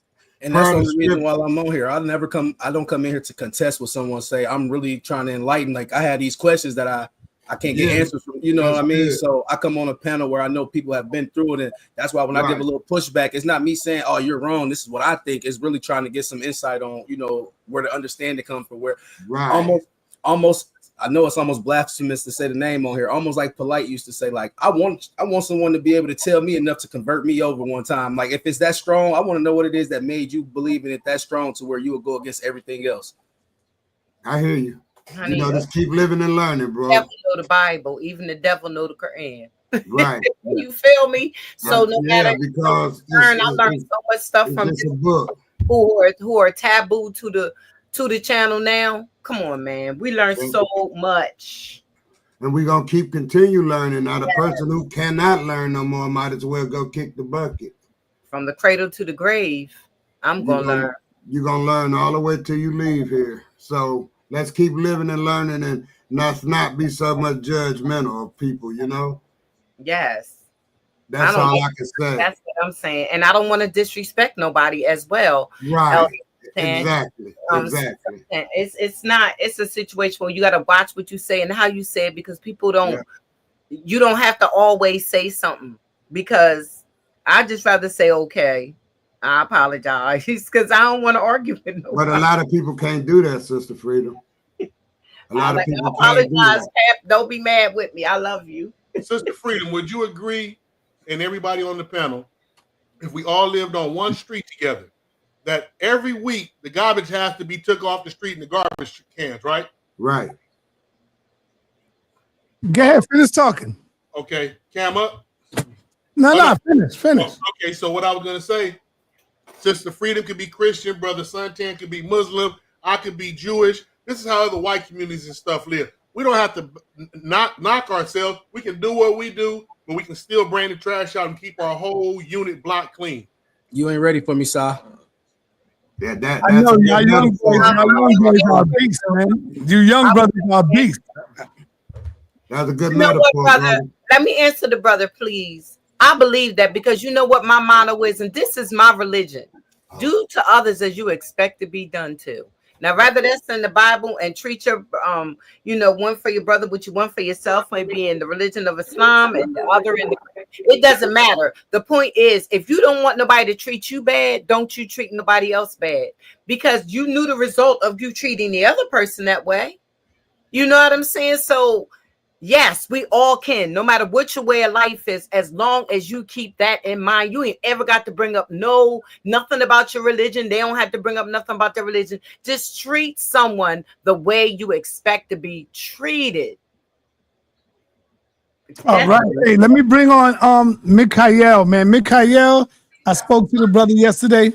The brother was a little a little upset at a few things that was going on in Israel community.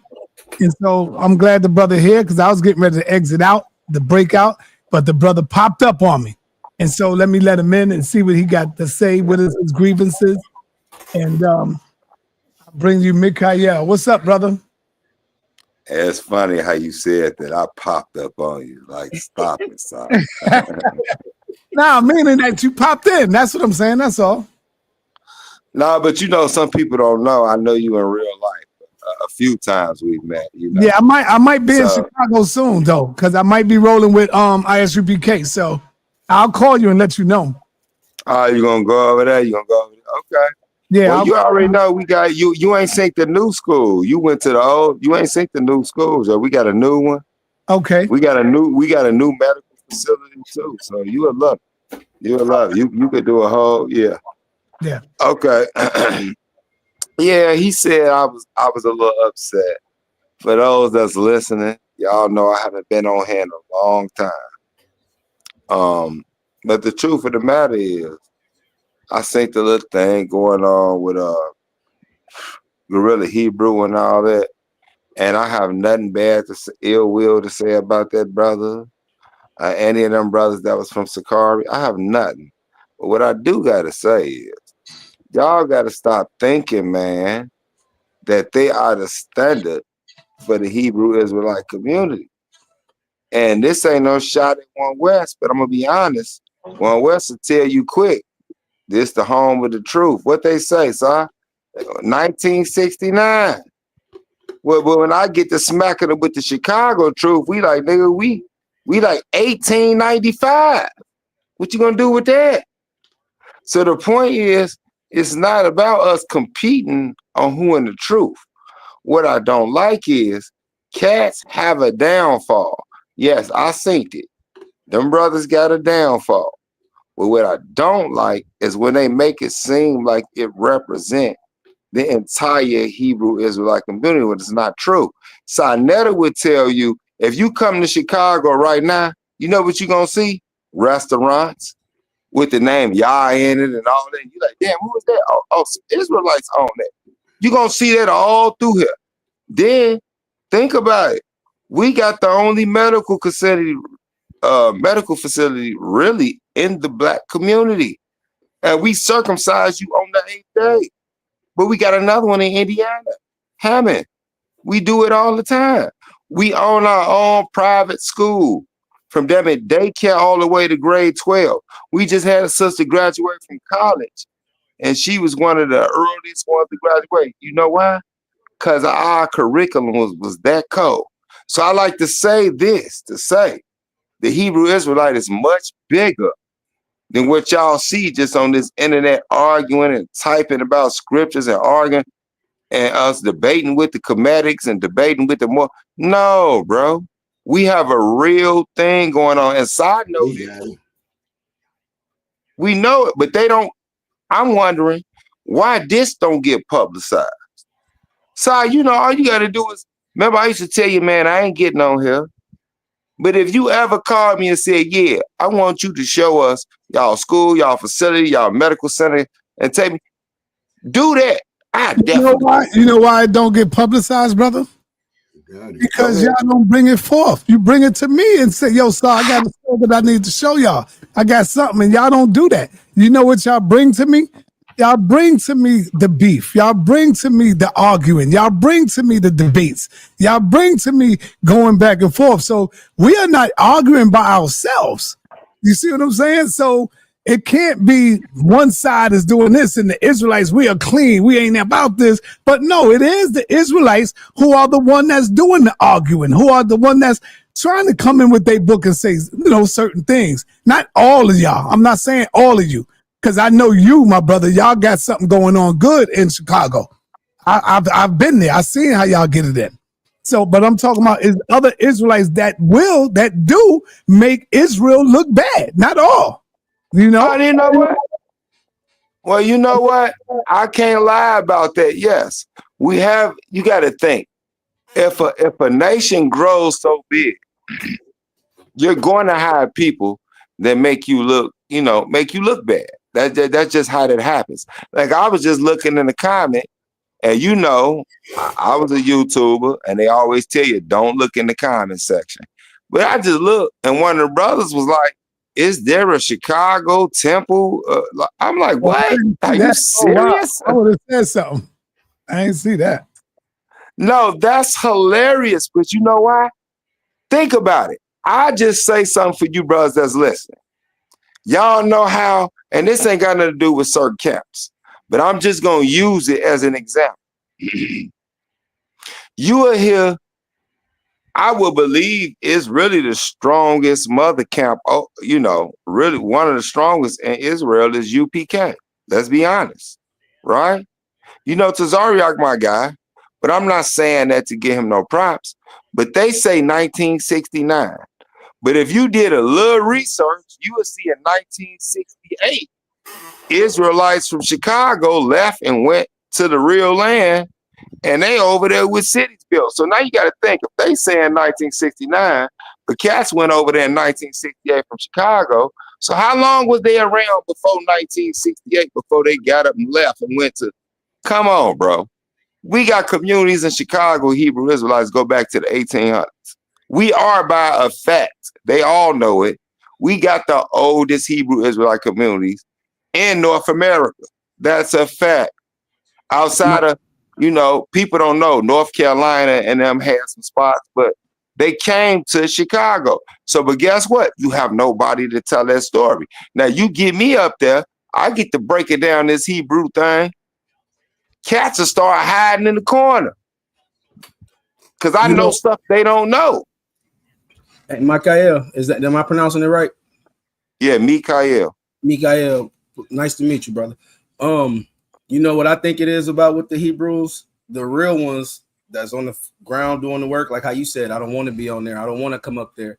Y'all putting in work like that without the recognition. A lot of the other Hebrew Israelites that I've been seeing as the ones that are popularized, it's almost like they do it for the betterment of the camp instead of the true following of the book. You get what I mean? That's what it seems like to me. Am I right or wrong in that regard? Just like how you say it's been going on.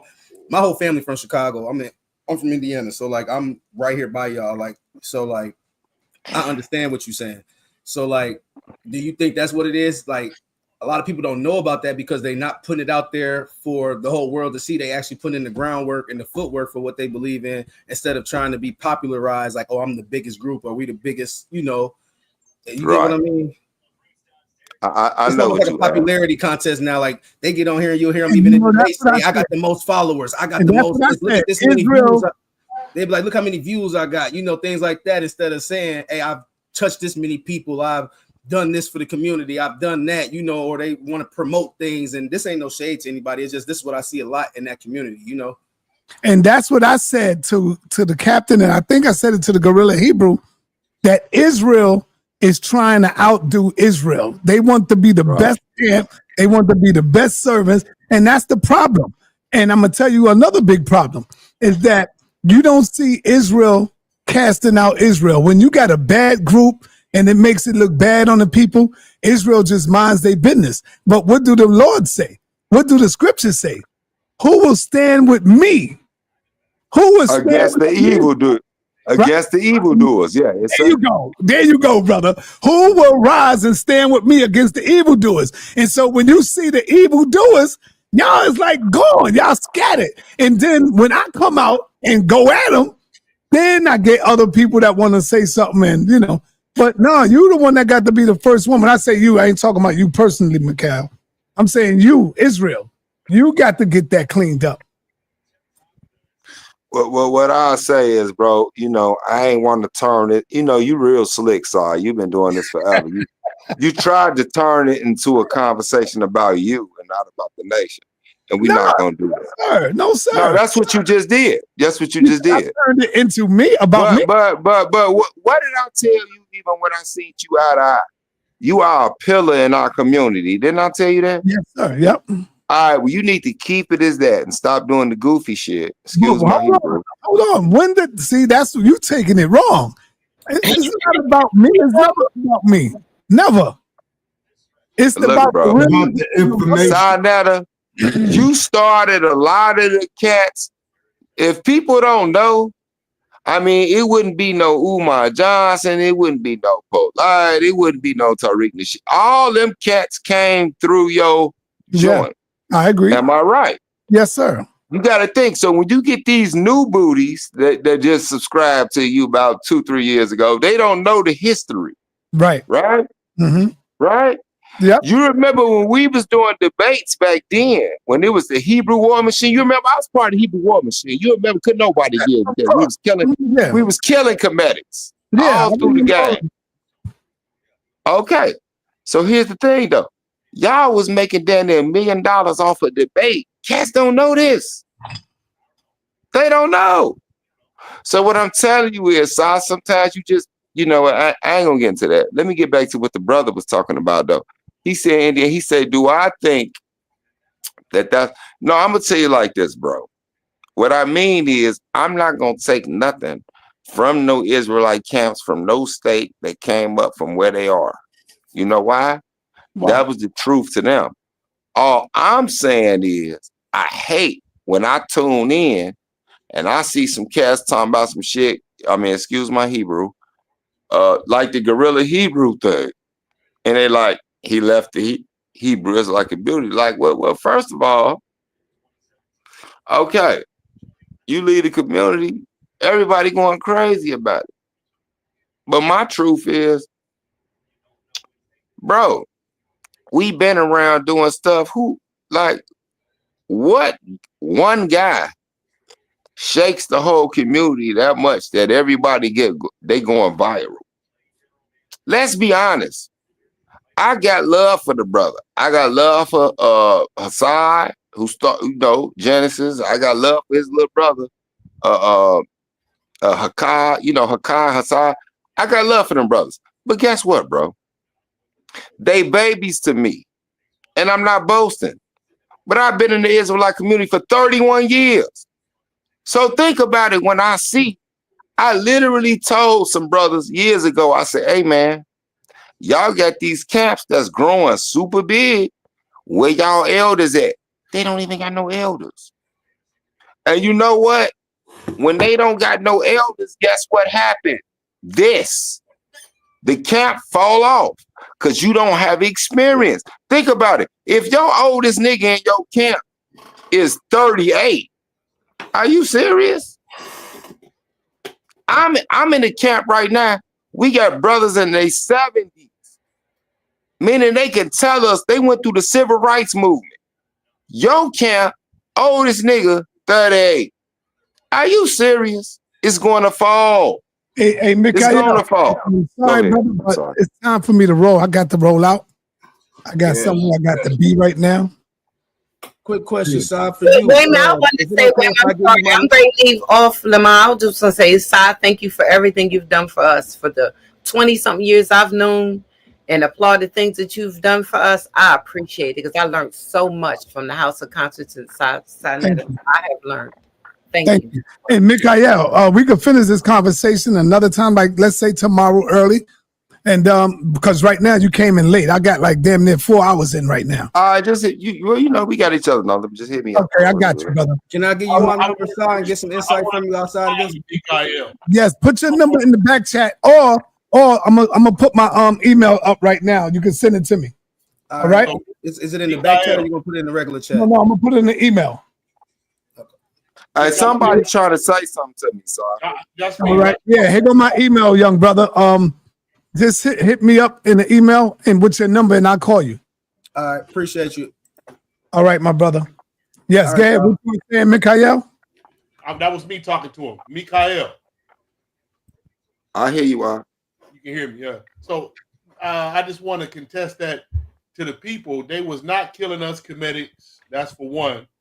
For one, the Hebrew community and the Bible has had a long run at our people in this country. All right, but yo, that's getting into another conversation. I got to go. Yeah, we'll do that another day. We'll do that another day.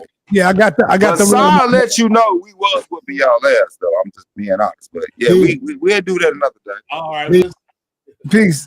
All right, Robin, you want to close out? Me? Oh yeah, you did close out, Robin. Thank you. Oh, I did. I get off. Thank you. Rock Fu, you want to close out? Yeah, peace to the family. We'll see y'all soon. Watch out for SNN News 7, sa.neter News 7, because we're about to get it in. And rest in peace, Jamal Malcolm Warner. Yeah, man, that's sad, man. All right, that's it. Did you know Malcolm passed away? Malcolm Jamal Warner. You knew that? Oh man. Yeah, I like Malcolm Jamal Warner because you ain't never seen no crazy stuff going on with that brother, right, y'all? You ain't see no slander stuff. You ain't see no goofy stuff going on with him. Oh man, that's sad. It's always the good brothers, man. All right, we out of here. Peace. Hey, shout out to H. Millette, one of my top moderators in here. And I wish all my moderators could get on code like my sister. I'm saying this not to make y'all get jealous and mad at her because I'm saying it. But H. Millette is one of my top moderators because when she come in for the business. You see she come in and she makes sure she get them links up in here. She try to raise some money for the HOK to make the people support. So I want to say big shout out to my sister H. Millette right here. You don't see her running around on everybody goddamn platform. She's loyal. Max Bird, they are loyal. That's what you call loyal mods. They not on everybody platform and everybody's in their comment section.